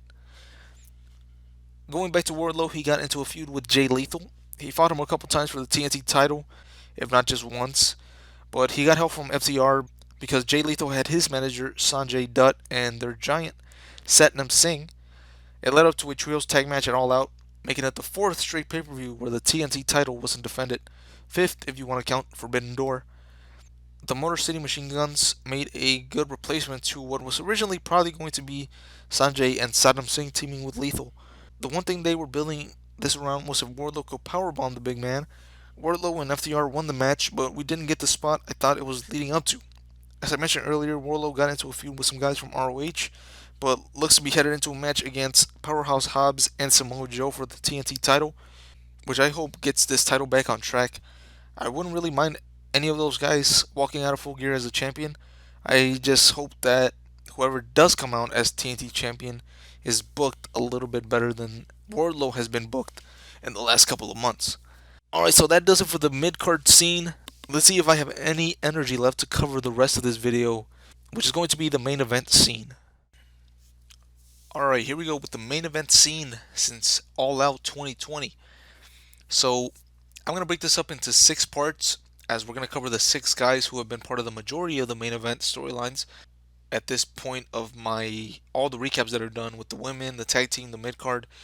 If I don't mention anybody, listen, don't get mad at me. I just wasn't gonna put even more time to it because if this is all one huge video, this is a good like 2 hours of content. So I really wanted to shorten this down as much as I could for the main event scene. So at this point, if I don't cover something or somebody, it just is what it is. I'll try to cover them on the next one. Hopefully, I can do another one of these, not 2 years from now again. Something a little bit sooner. And I will mention a little bit more of the storylines. But yeah, the 6 wrestlers we are going to cover from now until the end of this, it's going to be Chris Jericho, Bryan Danielson, MJF, CM Punk, Jon Moxley, and Adam Page. Let's start off with Chris Jericho. After All Out, he finished his rivalry with Orange Cassidy on the losing end, but he's Chris Jericho, so he's not going to be falling down on the card. The Inner Circle were in full force at this point, and MJF, who was coming off a loss to Jon Moxley for the AEW World title at All Out, needed something to fall back on, so he looked to join the Inner Circle. There was some animosity between Wardlow and Jake Hager, and Sammy Guevara smelled a rat from the start. Some of the best segments in AEW history came with these two: promo battles, singing segments, hanging out in Las Vegas, and it led to a match between MJF and Jericho at Full Gear 2020, where if MJF won, he could join the Inner Circle. And he did end up winning. They went on to fight for the AEW Tag Belts at Revolution in a losing effort. When after Revolution it was revealed that MJF was building his own stable, he got FTR, Shawn Spears, and Tully Blanchard to join him and Wardlow to create the Pinnacle. So that's what Jericho and the Inner Circle would be focused with for the next couple of months. Jake Hager fought Wardlow in a worked MMA cage match that was awful. Santana and Ortiz had some good matches with FTR. Sammy Guevara had some good matches with Shawn Spears and MJF too, but this feud led up to the first ever Blood and Guts match. Great match and even a good enough ending, but it was overshadowed a bit with the final spot that looked like shit, with Chris Jericho landing on a bunch of pillows. But the Inner Circle were not happy and challenged the Pinnacle to the second ever Stadium Stampede match at Double or Nothing. The Inner Circle ended up getting their payback at the pay-per-view, and now MJF and Jericho wanted to settle their business one-on-one. Or at least Chris Jericho wanted to get his hands on MJF. But he had to go through the 5 labors of Jericho. Labor 1 was Shawn Spears. Labor 2 was a death match against Nick Gage. Labor 3 against Juventud Guerrera. Labor 4 was Wardlow, and Labor 5 was the match against MJF. Doing this over just to make it harder each time, I think it should have been Shawn Spears, then Juventud Guerrera, then a 2-on-1 handicap match against FTR, Wardlow number 4, and then number 5 could have been the death match as a swerve to Jericho where he thought number 5 was going to be MJF, but then he swerved, he said, no, I'm not labor number 5. This guy, Nick Gage, in a death match is number 5. And if you beat him, then he could get MJF at the pay-per-view. But instead, they ended up having MJF be the 5th labor, where MJF ended up winning. But this turned out to lead into another match at All Out, where if Jericho lost, he would be done with AEW. I think this was a poor stipulation to add because while Jericho is in his later years, and a retirement can't really be ruled out because of how old he is, but this feud didn't need it, and it kind of led everyone to believe that Jericho was going to win the match. MJF should have gone over at the end of this feud, but they had Jericho win. And Jericho didn't really do much after beating MJF. He had a feud with Dan Lambert and his MMA guys. I've already covered that, so let's just move on. Jericho and Eddie Kingston got into a feud. Santana and Ortiz were helping Eddie with 2.0 and Daniel Garcia, who were fucking with him. Jericho tried helping out too, but Eddie didn't believe the help was genuine. It led to a match between both of those guys, Eddie and Jericho at Revolution, where Kingston got the win in what was a great opener to what I've already said, but I'm going to continue to say it. It was a great pay per view from start to finish. Jericho said that he would shake Eddie's hand if he beat him, but he fell back on his word at the pay per view. The next episode of Dynamite, Jericho and Eddie got face to face again, and we thought it was going to be a coming together moment when 2.0 and Garcia came out to attack, but Jericho, with the swerve, instead attacked Santana and Ortiz and formed the Jericho Appreciation Society with 2.0 and Daniel Garcia. Jake Hager was kept in the new stable too, and Sammy Guevara was doing his own thing as TNT champion, which he would eventually come back and join JAS. Eddie Kingston got the help from the Blackpool Combat Club, John Moxley, Bryan Danielson to take on JAS going into Double or Nothing. But this time, instead of a stadium stampede, we got an Anarchy in the Arena match, which was another home run for AEW. This was good chaos where there was so much going on that it was amazing. Blood, sweat, soda, ketchup, tables, ladders, chairs, gasoline, ring ropes, you name it, we got it. Wild Thing playing for the first part of the match was awesome too. Reminded me of New Jack matches when his music played throughout the match. The Jericho Appreciation Society got the win after choking out Bryan Danielson. But this was not the end. We got our second ever Blood and Guts match between JAS, who also added Sammy Guevara back to the stable, like I mentioned. They took on Moxley, Claudio Castagnoli, Santana, Ortiz, and Eddie Kingston. Another decent showing for AEW with their version of War Games. Again, the ending was kind of odd at the end, where you didn't really notice what the finish was supposed to be. Claudio made Matt Menard tap out, which angered Eddie, who had Jericho in a submission of his own, and he wanted to beat Chris Jericho, but got it taken away from him by Claudio. So Jericho was not finished with Eddie, or I guess Eddie wasn't finished with Chris Jericho yet. So this led up to a barbed wired everywhere match, not to be confused with a barbed wire death match. This time there will be no explosion. Not that there was one the first time, but I digress. This match was okay for what it was, but it was overbooked and the ending was a botch fest. During this match, we also had Anna Jay joining JAS after taking out Ruby Soho, who was trying to help Eddie Kingston. Jericho won his match and was finally done with Eddie, but was not done with the Blackpool Combat Club. He became number one contender and got a shot at the world title against John Moxley. I admit at this point I was getting tired of Jericho, but the match that he had against Moxley on Dynamite for the belt shut all that up, as he had one of the better matches of his AEW run, if not probably his best match in AEW. He ended up losing and he moved on from that to feud with Bryan Danielson. This time it was because of Daniel Garcia. Garcia had turned his back on being a pro wrestler and got brainwashed by Jericho into being a sports entertainer, but after a couple of matches against Danielson, who he picked up two pinfalls over, he was in a bit of a situation where he was being pulled two different ways. Bryan Danielson telling him that he's a wrestler, and Chris telling him that he's a sports entertainer. Garcia told both of them to leave him alone, but Jericho still wanted to get his hands on Danielson for trying to split them apart. Jericho ended up beating Danielson at All Out, but Daniel Garcia didn't like it because he had to cheat to do it. Or was that against Claudio, where he had the problem with it? I can't remember. But speaking of Claudio Castagnoli, Jericho got a shot at the ROH World title at Grand Slam Dynamite and beat Claudio for the belt by cheating and becoming an 8-time world champion. Daniel told Jericho that he was done and wanted to be a pro wrestler. On that same episode, Jericho had another great match against former ROH champion Bandito. Then he had a tag match where he cheated to beat Bryan Danielson and Garcia in a tag match with the use of a belt to the head to Daniel Garcia, that is, not Bryan Danielson. This apparently knocked some sense back into Garcia because on another episode of Dynamite, Bryan Danielson got a shot at the ROH title. Garcia came out and looked to be saving him from a belt shot from Jericho, but instead he nailed Danielson and helped Chris retain the ROH title, and he joined back with the Jericho Appreciation Society. Jericho kind of fell off after losing the world title back in 2020, but really had a great 2022. His matches against Eddie Kingston at Revolution, the Anarchy in the Arena match, the world title match against Moxley, the match where he won the ROH belt from Claudio, the match against Bandito, and all his matches against Bryan Danielson have been some of his best work, not only in his AEW run, but some of his best matches in his career. And all of that at the tender age of 51. I would love to see him call it quits before he reverts back to 2021 Chris Jericho and becomes a shell of himself again in the ring, where I'm telling you, I was ready for him to be gone. But If he can keep this up, I say keep going. Except for the fact that he's the ROH champion, which you already heard what I think of ROH on AEW TV. I hate it. But Jericho can keep doing his thing while helping out the guys that he's feuding with.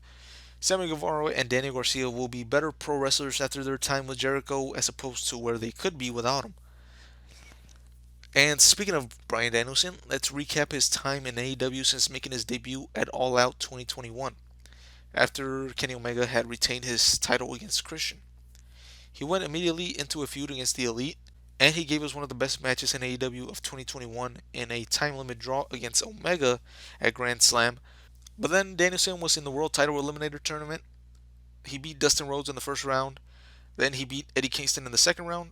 A lot of people say that this was a good match, but for some reason I can't recall this match, bad or good. I just don't remember it. But anyways, on the other side, it was supposed to be Moxley versus Orange Cassidy in the semifinals, but Moxley went away to handle some personal business. So Miro took his spot and beat Cassidy to reach the finals at Full Gear. They had a decent match, but nothing I can remember for being a great match or anything. Bryan Danielson ended up beating Miro and became the number one contender for the World Championship. So the next Dynamite, he confronted Adam Page, who had just won the title, which we can go into a little bit more detail later. But Danielson turned heel to take on Adam Page. At the time, I was okay with it, but looking back and even now, I don't get why he remained a heel, and why does he still come out of the heel tunnel. He took on a couple of members of the Dark Order in the lead up to the Winter is Coming edition of Dynamite. At this show, he will put on yet another classic match for AEW where it went to another time limit draw against Adam Page. Some might have disliked the fact that they did two time limit draws with Danielson, but that guy, Punk, and Samoa Joe are guys from the Indies who love doing that. I'm surprised that Punk hasn't done an hour long draw in AEW yet. But anyways, this set up a rematch between the two at the New Year's edition of Dynamite. Yet another great match between the two. But this time we did get a winner. Adam Page came out on top, which was the right call. Again, I don't care that Danielson is a bigger name. Adam Page needed that win. If you do Danielson in May or after that, then yes. By that point, Page would have had a long enough run where losing the belt wouldn't really have been that bad for him, especially to a guy like Danielson. But in January, just 2 months after his years long chase for the belt, no way you take it off Page so quick. So, going into Revolution, we got a match between Danielson and a returning Jon Moxley. A little bit of storytelling here where Moxley could have been his opponent at Full Gear, so now we get it at Revolution. And also, this was the beginning of Bryan wanting to team with Moxley, but John told him that he doesn't stand side by side with anybody until he bleeds with them first. Yet another great line in AEW history. So, at Revolution, in another match that could have just been there to get the story across and not really delivered in the ring, we got a match that built up to another good one on an already stacked card. It ended with Moxley picking up the win, but Danielson didn't like the result, which ended up in a post match brawl. And who would come out to bring peace? None other than William Regal. This would create the Blackpool Combat Club. Both Moxley and Bryan would go on to team for a couple of weeks. They had a match against Chuck Taylor and Wheeler Yuta. Wheeler was one of the guys that Danielson had mentioned to Moxley to who they could take under their wing and mold into a great wrestler. Yuta heard that and wanted to join them and separate himself from the best friends. He got a warm welcome by getting slapped by Regal and taken to his limits in a match against Jon Moxley. That match proved how much he wanted to join them, and even though he lost, they took him in as part of the club. So then, this is where Danielson and his club teamed with Kingston and Proud and Powerful to take on Jericho Appreciation Society. At the Anarchy Arena match, Danielson suffered an injury which would take him out for a couple of months. This would be when Claudio took his spot at Forbidden Door and had a good match against Zack Sabre Jr. This also meant that Danielson had brought Claudio into the Blackpool Combat Club. Danielson returned in a match where he lost to Daniel Garcia, and they played up the injury and saying that he had come back too soon, which set up the 2 out of 3 Falls match versus Garcia where he got his redemption back, and where he tried to convince Daniel that he was a pro wrestler and not a sports entertainer. And now we have arrived to Full Gear after his long feud with Jericho. It's going to be Guevara, Claudio, Jericho, and Danielson in a 4-way match for the ROH title at Full Gear. Alright, so let's move on to Adam Hangman Page. What a 2 years it's been for this guy. At All Out 2020, he lost the tag team titles, and that ended his ties with Kenny Omega. One of the most underrated storylines in the AEW history. It was the main event for the time it was on TV, but it doesn't get the recognition it really should. Hangman wanted out of the Elite, and that's exactly what he got after losing the tag team titles. So he went on to the Eliminator tournament, where he was going to try to recover from his loss at the first All Out after coming short for the world title against Chris Jericho. Kenny Omega won his side of the bracket after wins against Sonny Kiss and Pentagon Jr. Adam Page ended up in the finals by beating Colt Cabana. Friend he is. If he really cared, he would have told Tony Khan to let Colt beat him. Just saying. And he also beat Wardlow in the second round. This is what I meant with the Trios tournament. Something we all saw coming, and the tournament was basically made for these two guys to end up in the finals. The Trios tournament was also made for the Elite to take on the Dark Order, but the way they got there wasn't as interesting because Dark Order was nowhere near winning any titles. However, you could see Page or Omega winning here in this Eliminator tournament at Full Gear. And what was an okay match, again, the crowd aspect could have made it a better match, but we got what we got. Omega ended up beating Page, and while Kenny went on to beat Jon Moxley and reunite with the Elite and go on to a long run with the world title, Adam Page fell to the bottom once again, still part of the story where he would need to climb back up. He fell back and started doing nothing, and the Dark Order tried to recruit him. He still didn't want to be a part of the group, so while he associated with them, he never really was a part of the Dark Order. Friend he is. If he really cared, he would have joined Colt Cabana in his cult. Just saying. Getting into Revolution, he was feuding with Matt Hardy for money. Stupid reasoning for the match to happen, but by this point, like I mentioned, Matt Hardy was far from where he was the year before when he made his debut. Adam Page beat Matt Hardy on pay per view, and he went on to climb the rankings and got to the number one spot. Looked like they were going to do Adam Page versus Omega at Double or Nothing, but instead they had other plans to stretch that out a bit longer, I guess. So Kenny was in a three-way match versus Orange Cassidy and Pac, I don't know. And Page took on Brian Cage, who had recently beat Page to knock him off the number one spot. Page got his win back at Double or Nothing. Now we were back to him getting his title shot. Now this was kind of odd because Adam Page was number one in the rankings, but Dark Order were the ones to come out and challenge Kenny Omega for the World Championship on behalf of Adam Page. I thought Adam Page wanted to be champion, but he even showed some resentment towards the Dark Order for doing that on his behalf. Some friend he is doesn't even appreciate them getting a world title shot for him. Just saying. But it was not going to be easy because Omega and the Elite challenged Page and the Dark Order to a 5-on-5 elimination tag match, and if Page and his team won, Page will get the title shot. On the Fight for the Fallen episode of Dynamite, it was down 3-1, Young Bucks and Kenny Omega versus Adam Page. Page almost had a comeback, but after a belt to the head and a one-winged angel, Adam Page took the L and again had to go to the back of the line. Instead, because he went away at All Out, the main event was Christian Cage versus Omega. Not a bad match, just saying. Page was red hot, and add this as the main event to an All Out on the already stacked card. Who's to say you don't get an extra 100,000 buys? Adam Page finally beating Kenny Omega for the world title could have been the icing on the cake. And you can still do the stuff with Danielson and Cole after the pay per view. But Adam Page went away and returned on an episode of Dynamite. Not gonna lie, his pop was huge when he returned. And don't get me wrong, I'm an Adam Page fan. I just feel that some things on the road to his world title win just unnecessary and prolonged. He returned in a casino ladder match as the last entrant and won the chip to get a world title shot. He took advantage of that and cashed in at Full Gear versus Kenny Omega. In the build-up, Omega and Don Callis will continue to put doubt in Adam Page's head to make him insecure, but not this time. Adam Page was rehabilitated with his time off, and he was not going to fall short this time. So, with what was a decent match, I wouldn't say it lived up to other Omega matches, but it was all about the ending. With the Young Bucks giving their approval for Adam Page beating Omega and winning the world title, great moment for sure. A storyline 3 years in the making from the start of AEW. This would see the end of Kenny Omega for a while he went on to recover from some injuries. Adam Page now stood on top of the AEW roster, the thing he wanted for such a long time. Let's see what happened. I already covered his first feud against Bryan Danielson. Two great matches to start off his run. Then he would again feud with the Elite, but this time with Adam Cole and his buddies from Undisputed Era. Adam Cole was feuding with Orange Cassidy, and when he was done with that, he cut a promo telling us that he was coming after the world title. So he picked up a couple of wins and climbed the rankings to become number one contender, Adam versus Adam at Revolution. I had my doubts about this match because of how long the show was going and how many matches we had already seen, because every match kept delivering when they had no business doing so on what was already such a long ass night. So by the time that it got to the main event, I was halfway ready to just get to Paige winning and going to sleep, but Adam Cole is something else. I guarantee if it was anybody else but Adam Cole, it would not have come off the same.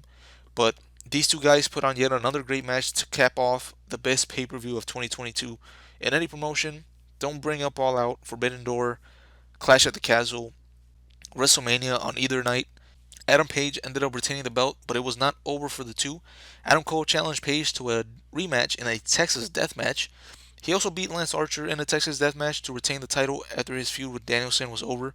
Pretty good match as well for Page's title run. The Texas death match versus Adam Cole was also good for what it was.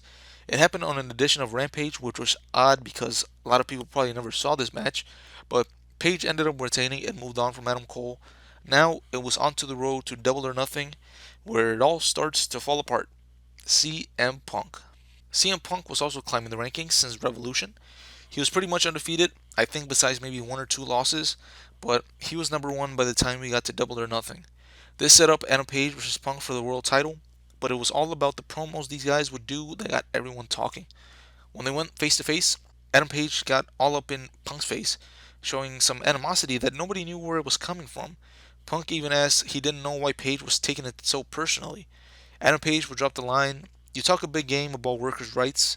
You've shown the exact opposite since you've gotten here."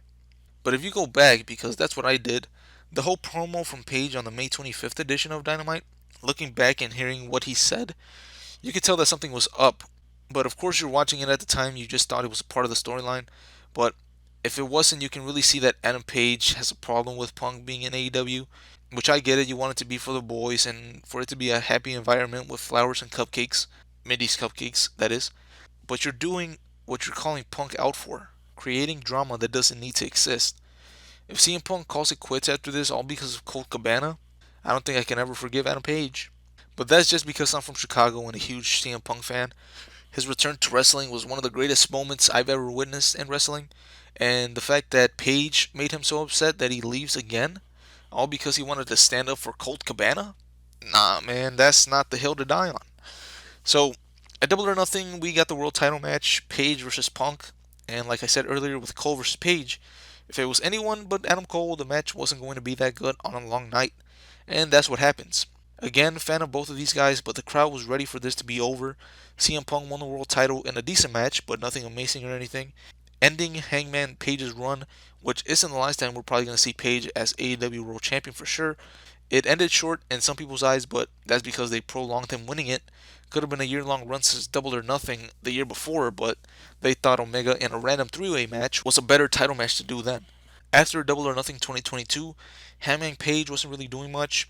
In AEW, you're not guaranteed an immediate title shot after you lose the belt. He was at Forbidden Door for the IWGP World title, but nobody really bought that he would win the New Japan World title. The tag belts on FTR is one thing, even the US title on Moxley, but no way that New Japan Pro Wrestling is putting their world title on a non New Japan Pro Wrestling wrestler, even if they have a good relationship with AEW. And I've already mentioned his run into All Out 2022 with the Trios tournament and the Dark Order. Then the whole situation with Punk and the Elite came out. The Dynamite after All Out, where he made his first appearance, it was against Bryan Danielson in a World Championship Eliminator tournament because Punk had been stripped of the world title. There were some mixed reactions for Hangman Page, but luckily for him, because you don't want the hardcore fans to turn on you. Luckily, that mixed reaction didn't stick and people went back to cheering him. Of course, there are still people out there who will boo him, but not like on that episode of Dynamite after All Out. So now that Jon Moxley was champion coming out of the tournament at Grand Slam, Adam Page received a world title shot after winning a Battle Royal. He got a shot on the Title Tuesday edition of Dynamite because of the World Series. AEW needed to move the show, but it was Page versus Moxley. And now at this point, the title matches that Moxley has had are all just there to make his run mean something because it's going to be a short title run because of who he's facing at Full Gear. So Adam Page winning the world title before Full Gear was off the table. Adam Page, however, would end up getting a concussion towards the end of his world title match against Moxley, and we wouldn't see the finish to the title match. So for now, Adam Page is off recovering from that. So hope the best for him with that injury and that he comes back healthy and ready to go. Let's now talk about CM Punk. Oh, what a difference a year makes. The man nobody thought would ever step foot in a wrestling ring ever again, but we are all lucky to have lived through the greatest return in wrestling history. I go back and watch that return every couple of weeks. As a matter of fact, give me 1 second. I'm gonna go back and watch that one more time.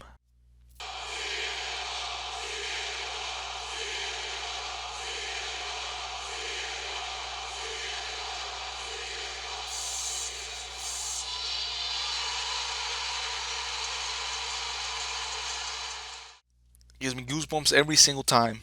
So Punk came in for the first dance edition of Rampage, told us he was back as long as his body would let him. He was going to be here for us and for himself too, to prove to himself that he can still go. He challenged Darby Allin to his first match back at All Out in Chicago. Now, we wouldn't get the real CM Punk for a couple of months. At All Out, he had a decent match with Darby, but again, it was all about the moment here. The crowd was all into this match, no pun intended, and if it happens in any other point, this match not as entertaining as it was here. Once in a lifetime atmosphere. So Punk then went on to have quick little feuds and matches. Took on Daniel Garcia, Powerhouse Hobbs, Lee Moriarty, QT Marshall, Bobby Fish, just to name a few. But going into Full Gear was when we were getting a glimpse of the real CM Punk when he began a feud with Eddie Kingston. This match came out of nowhere, but they managed to build interest in 2 weeks. Most people can't build that type of interest in a match with 6 months of build. They had a quick but entertaining match at Full Gear, but this got the ball rolling even more for Punk going back to his old days. The week the week after Full Gear, he interrupted MJF, who just won a match against Punk's all-out opponent, Darby Allin. And then the Thanksgiving Eve episode of Dynamite, we got the best work from Punk so far. He and MJF went at it in a promo segment, which I was actually at. And when this happened, I didn't even think anything about it. Yeah, it was great, but I didn't know it was going to end up as memorable as it did. So this will be a match that took about 3 months to actually happen, but in that time they did great with more promos on each other and keeping them away from each other until an episode of Dynamite where MJF destroyed Punk the week before their first match, which happened in the same venue where they first had their promo battle. And I'm pissed because I had tickets to this show, but there was a snowstorm and Chicago pretended like we were Texas because the streets weren't clean for the following 3 days. Never seen it in Chicago that snow wasn't off the street by the late afternoon. Like if we never get snow and we were caught off guard or something. So I think the city plotted against me because they didn't want to see me Punk wrestle. I have gone to 4 AEW shows, 5 if you want to count this one that I had tickets for, and every single time I've missed CM Punk wrestling. I had never gone to a WWE show either, so I never had a chance to see him wrestle there either. I went to the Go Home Dynamite to All Out 2021. Punk, of course, wasn't gonna wrestle there. I went to the Thanksgiving Eve episode, but after the promo with MJF, I went to go get some snacks because he was gonna have a match with QT Marshall. I didn't want to watch that. Then I missed the match against MJF with the snowstorm. Then I had bought the tickets on the Monday after Double or Nothing where CM Punk had won the title. Then he got injured, but I had already got the tickets for Forbidden Door, thinking that he was going to be there to wrestle against Hiroshi Tanahashi. What a match that would have been. But no, he robbed me of that. I went to the Go Home show to All Out 2022. Of course, he wasn't going to wrestle there, so I wasn't, still. And then what happens? He leaves. He leaves me before I get to see him wrestle. But the match with MJF was pretty good too here. But the match with MJF was pretty good on this episode of Dynamite. They went about 40 minutes. MJF picked up a dirty win with a chokeout, but the ref caught him and restarted the match. But MJF still ended up winning with the help of the Dynamite ring and Wardlow. Punk wasn't happy about this and wanted his rematch. So around Valentine's Day, Punk challenged MJF to a dog collar match and wanted him to be his Valentine. Obviously referring to Piper versus Valentine in their dog collar matches and tying it to the holiday too. Great line there. MJF will destroy Punk again on the Dynamite before Revolution. Great all-around feud here. Character work, matches, segments, twists, turns, all of it. You had MJF show a vulnerable side that we'd never seen before. Punk would let his guard down, and that's when the devil showed his face. The match at Revolution was another classic to go back and watch at that pay-per-view. Match delivered in terms of brutality. This was a bloody match and had great storytelling, especially at the end with Wardlow coming out and misplacing the Dynamite ring. And then when MJF was out, he found it and left it for Punk to use. So Punk got his win back and had finished his feud with MJF. In a perfect world, it would have been finished business, at least during that point in time. This is when Punk switched his focus to the world title, which I have covered. The night after Double or Nothing, Punk would be in a trios tag match against the Gun Club and Max Caster as he teamed with FTR, which they never really explained this besides online where all three of these guys lust over Bret Hart. but they really needed to explain why this was, especially because of the tie-in with MJF and the Pinnacle. Why would Punk trust these guys to be his partners? But this would be the last time we saw Punk for a while because he would end up injured. Some reports say it happened at Double or Nothing. Some say it happened when he jumped into the crowd. All I know is that he went out for the next 3 months. He will return in August to save Jon Moxley after his match with Jericho from the JAS. They had a week or two of promo battles. Again, some random animosity from the two, especially because before Punk went out and was still feuding with MJF, he got help from Moxley in a tag match and they were all buddy buddy there. That's something AEW has really gotten lazy at, not explaining some relationships and also dropping some relationships with no explanation. Another head scratcher from AEW, they announced that the World Title Unification match would happen 2 weeks before All Out, which I see where they were coming from and doing what they did, putting doubt in Punk and having him use the energy from his hometown to get his confidence back after the injury and to come out as a champion with the help of his hometown. Good on paper, but it was the wrong choice to do the match before the pay per view. They were really in a lose lose lose situation by doing that match on Dynamite and not waiting for the pay per view. So we get the match again at All Out, but it really didn't feel special as it should have because they couldn't redo the first time ever AEW World Title Unification match between Moxley and Punk. You can never get that selling point back, and that hurt this match. Not a bad match, but again, not really memorable. It was overshadowed twice in one night. First, it was overshadowed by the return of MJF after the match, which the crowd was more into than Punk just winning the title. And then, it was long gone from everyone's memory during the press conference after the show where Punk would call out the EVPs and Hangman Page for reasons only Punk would know. Again, I wasn't there. This was started because people report stuff that isn't confirmed. So, reportedly, Punk and the Elite got into a fight backstage, which led to the suspension of the Elite and Punk, which turns out Punk might have also suffered an injury at All Out, so he was stripped of the championship this time instead of naming an interim champion. Punk has his flaws, but again, if he's in your company, you end up making more money than if he's not. So, just speaking selfishly, I would like for him to return and everyone apologizes to everyone, and we can live happily ever after. It's all going to be up to Punk and Tony Khan. First, if Punk doesn't want to be there, you can't really blame him. But if he does, Tony Khan is really going to have to make a tough decision.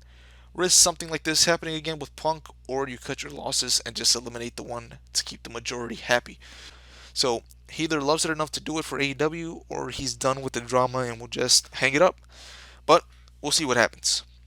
I actually didn't mean for this to end up like this, but we are down to MJF and Jon Moxley, which was the main event at All Out 2020 and will be again for Full Gear 2022. So let's go in order for both of them leading up to this November. All Out 2020, they put on an okay match.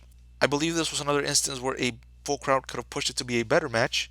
MJF came up short and had an excuse when Moxley used his paradigm shift when it was banned from being used when the referee was down. I've already mentioned what MJF did following this pay per view with the Jericho, Inner Circle, and Pinnacle stuff. So let's see what Moxley was up to. He took on Lance Archer in a TV match after Archer won a Casino Battle Royal at All Out. This was a Texas Death Match, which was actually a rematch from the Wrestle Kingdom match earlier that year for the US title. Moxley ended up getting the win and retaining. Then going into Full Gear, he was feuding with Eddie Kingston. This was a coming out party, as they say, for Kingston, where we saw more of his promo ability and him being able to hang with the main event guys. He got his title shot because he was claiming that he was never eliminated in the Casino Battle Royal and he was deserving of a title shot. I believe this was a random match on an episode of AEW too, but their match at Full Gear had more of a build and promos and all that stuff. The match at Full Gear was an I Quit match. Of course, the champ wasn't going to say I quit, especially to a new guy like Eddie Kingston. Good pay per view match. Not a fan personally of I Quit matches because I feel they drag on too long and it would just be best to make it a submissions only match. Because for some reason, I feel like when the loser says I quit, that's worse than a tap out. Even though it's not embarrassing in a real fight because in MMA, you have to tap out to save yourself because if you don't, you're either going to pass out or you're going to get your limbs snapped in half by your opponent. But yeah, Kingston lost to Moxley and moved on to his match with Kenny Omega. This happened on the Winter is Coming edition of Dynamite. Omega turned all the way heel if he hadn't already done so with the help of Don Callis and a microphone. So Jon Moxley will be occupied with Omega and the Elite for the next couple of months. He would get attacked by the Young Bucks as well after the Good Brothers showed up with Kenny Omega and they reformed part of the Bullet Club. And we also got our first Forbidden Door wrestler, Kenta, coming in to team up with Omega to take on Moxley and Lance Archer. Foes turn friends. Kenta got the win, and I think the reasoning for that appearance was one, to show the relationship with New Japan, but two, was because Kenta was either facing Moxley or Archer on a New Japan show, so that's why Kenta was brought in. This would lead into a rematch for the AEW title at Revolution in a barbed wire death match. I remember being excited to see what they did at the pay per view. I knew nobody was going to explode, but I just wanted to see what it was all about. Well, to tell you I was disappointed in the ending would be an understatement. First, I will say that the actual match, bell to bell, was excellent. Great title match, even with the crowd not at full capacity. The story came out at the end where Omega and company laid out Moxley as the counter counted down, and they told us that when it hit zero, whether or not there was a winner, the ring was going to explode. The explosion was a huge fail, bunch of smoke and sparklers. I was already hearing that AEW haters who claim AEW sucks but continue to watch. I don't care if it's just the highlights, they still keep up with it and take time out of their day to type out a tweet or a comment on YouTube. Hey, I'm not saying you have to like all wrestling. Just be consistent and have the same energy when WWE does something terrible as well. To add to the awkwardness of that ending, Eddie Kingston was supposed to come off as this great savior who saves his longtime friend that he had been beefing with, but he was going to sacrifice himself to try to save Jon Moxley. He looked like a dummy, but at the same time, what would you have done? Like in that moment, I would have done the same thing. Like, fuck. It didn't go as planned, but I still had to sell this to progress the story. They played this off saying Kenny Omega got some cheap explosives and they weren't set up properly. And Kingston stayed phased by saying that when he heard the explosion, it went dark because it reminded him of being in the streets when he was living through hard times. Good save there, Mr. Kingston. So Moxley and Kingston were now a team. They did a match with Omega and Michael Nakasawa, but I don't remember Moxley or Kingston ever getting payback on just Kenny Omega because they moved on to face the Young Bucks for the tag titles at Double or Nothing. I can't recall what Moxley was doing right after Double or Nothing. I looked on YouTube and I can't seem to find what he was up to. The next thing I saw was he was defending the IWGP US title. He took on Carl Anderson and then Lance Archer in another Texas Death Match. This time, luckily for Archer, because he kept taking L's in title matches. Luckily for Archer, he beat Moxley this time. Then he was teaming with Eddie, Sting, and Darby going up against 2.0 and Daniel Garcia. Going into All Out, he didn't have an opponent, so they brought in another guy through the Forbidden Door. This time it was Satoshi Kojima. Earlier in the year too, he took on another guy from Japan. I think it was Yuji Nagata. At this point, besides Kenta, it was a bunch of old guys coming in through this door, and they were only looking for Jon Moxley. I guess that they were getting lost trying to find the old folks home. The match was what it was at All Out. Unlike other people though, I won't shit on it because it wasn't meant for me. But those who enjoyed it, hey, good for you. Then after the match, we got another old guy come in, but I knew who he was. It was Minoru Suzuki. They did have a one-on-one match at the Dynamite after All Out. Then it turned into a no rules tag match at Grand Slam. Eddie Kingston and Jon Moxley versus Suzuki and Lance Archer.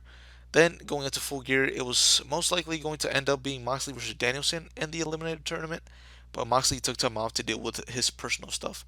So we can bring back MJF into the discussion because he started a quick feud with Brian Pillman Jr. after All Out, and Jon Moxley even helped him out because they were both from Cincinnati.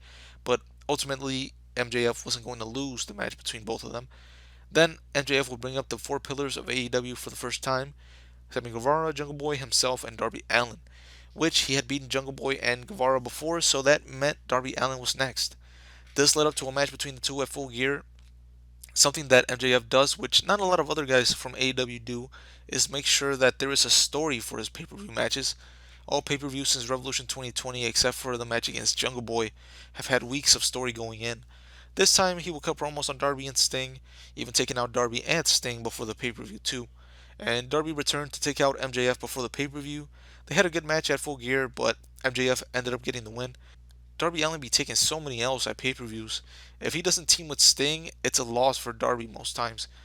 Then I've already covered MJF versus CM Punk for the next couple of months. After Revolution 2022, Wardlow wanted no more of MJF after winning the Face of the Revolution ladder match and got a TNT title shot. But MJF was not going to forget what he did to him at Revolution by not helping him win and letting Punk use the diamond ring. And real quick, MJF defended his Dynamite Diamond Ring against Orange Cassidy in 2020 and Dante Martin in 2021. Not really notable matches or anything, that's why I didn't really go in depth on that. So MJF cost Wardlow his match for the TNT title. To get Wardlow in a match, he would have to take on a gauntlet of matches, events, segments, I don't know, like MJF likes to put his opponents through. This included taking 10 lashes from MJF, and then he had to take on Shawn Spears in a cage match with Max as the special referee. Looking back, I can't remember if the match was happening either way or if Wardlow had to beat Spears to get the match against MJF. Either way, Wardlow won the cage match and would beat MJF at Double or Nothing to be released from his contract with Max. This would be the end of the Pinnacle as we knew it, and MJF would cut his version of a pipe bomb on the next edition of AEW Dynamite and would be gone for the next 3 months before returning at All Out. But during this time is when Punk was out with injury, so we had to crown a new interim world champion. At Forbidden Door, we would have Jon Moxley versus Hiroshi Tanahashi, which of course they weren't going to give a New Japan guy the AEW belt, so Moxley became the world champion. And for this stretch, he was putting out some bangers, which I hate that word. For some reason, everyone uses it now to describe a great match. But yeah, Moxley was putting out some good matches during the summer with guys like Brody King, Rush, Jericho, and Takeshita, almost like a makeup for his pandemic run, which was fine and all, but this run proved that Moxley could do it all against all types of guys. Pause. Eventually, we were in for the meeting between Punk and Mox to unify the belts, and I have already covered that series of matches and what went down. At All Out, Punk would regain the title, but because of injury and other circumstances, he had to vacate the belt. So, on the Grand Slam edition of Dynamite, it will be Jon Moxley versus Bryan Danielson for the AEW World title. No interim this time. Moxley would end up winning back the world title, and at All Out, MJF won the Casino ladder match to get a shot at the world title. He chose to do this at Full Gear, so we're going to see this as the main event of an AEW pay per view for the second time. The first meeting, there wasn't much doubt that Moxley was going to win because I don't think AEW was ready to give MJF the belt just yet, but now I think they are. MJF was ready to be champ back then, don't get me wrong. I'm just saying I don't think AEW was going to sway from their original four champs, as Tony Khan has said that he already planned out, and MJF wasn't one of those four. I think everything played out the way that it should. I think if not CM Punk, Jon Moxley is a good second option for MJF to beat for his first world title. I could have also seen him take it off Page if Punk didn't come into the company and created a rivalry with him. But yeah, that has been the past 2 years of AEW. Hopefully, I can make more of these more frequently so the next time that I'm on here, I don't go too long. Not sure how long this video turned out to be. I think it's going to be like 2 hours to be honest with you. But yeah, it's something that I've been wanting to do just to have a reference to go back to and listen to. Kind of like my WWF reviews, just kind of doing them for myself so I can go back and see what I liked and didn't like from certain periods in these companies. Until the next time, I'm out. Subscribe, like, and comment for how long this turned out to be, please. So let's just go over some of the results from Full Gear 2022 to end off this video. We had, starting in the 0 hour, since they bought Ring of Honor, they can use that name now. For Orange Cassidy, Trent Beretta, Chuck Taylor, Rocky Romero, and Danhausen defeated the Factory, QT Marshall. I had no idea this feud was even going on, but they had this on pay-per-view, so it is what it is. Could care less about what these guys are doing, especially Orange Cassidy. Like, what? How did he go from All Out 2020 to where he is now? You can care less about what he's doing. Obviously, still a great talent, but what is he really doing? Ricky Starks, like I said earlier in this video, is heading to take on Ethan Page in the World Championship Eliminator Tournament in the finals. So we'll see if either him or Ethan Page, both are good challengers to be MJF's first defense at Winter is Coming. You can see like that is going to be like the Rock and Austin feud for these guys. Remember when the Rock and Austin had their short feud for the Intercontinental title before they became main eventers? This could be like the same thing. Either Ethan Page or Ricky Starks versus MJF could be the feud that could take AEW into the next couple of years. Then we had Eddie Kingston beat Jun Akiyama. Not really sure where this came from. Akiyama and Konosuke Takeshita beat Eddie Kingston and Santana or Ortiz. Yeah, he beat Ortiz, or they beat Ortiz at Rampage. So something else that I wanted to point out: Konosuke Takeshita, part of the AEW roster now. Good signing by them. So we'll see where he goes. So he got his first win on that Rampage before Full Gear. Then we got Jungle Boy Jack Perry defeating Luchasaurus in a steel cage match. Great opener, and Jungle Boy getting his revenge here on Luchasaurus. One thing I did not like was that Jungle Boy made Luchasaurus tap out. But again, like in MMA, if you say that this could be a real fight, obviously you're getting choked out. You're going to tap out before you pass out. So, yeah.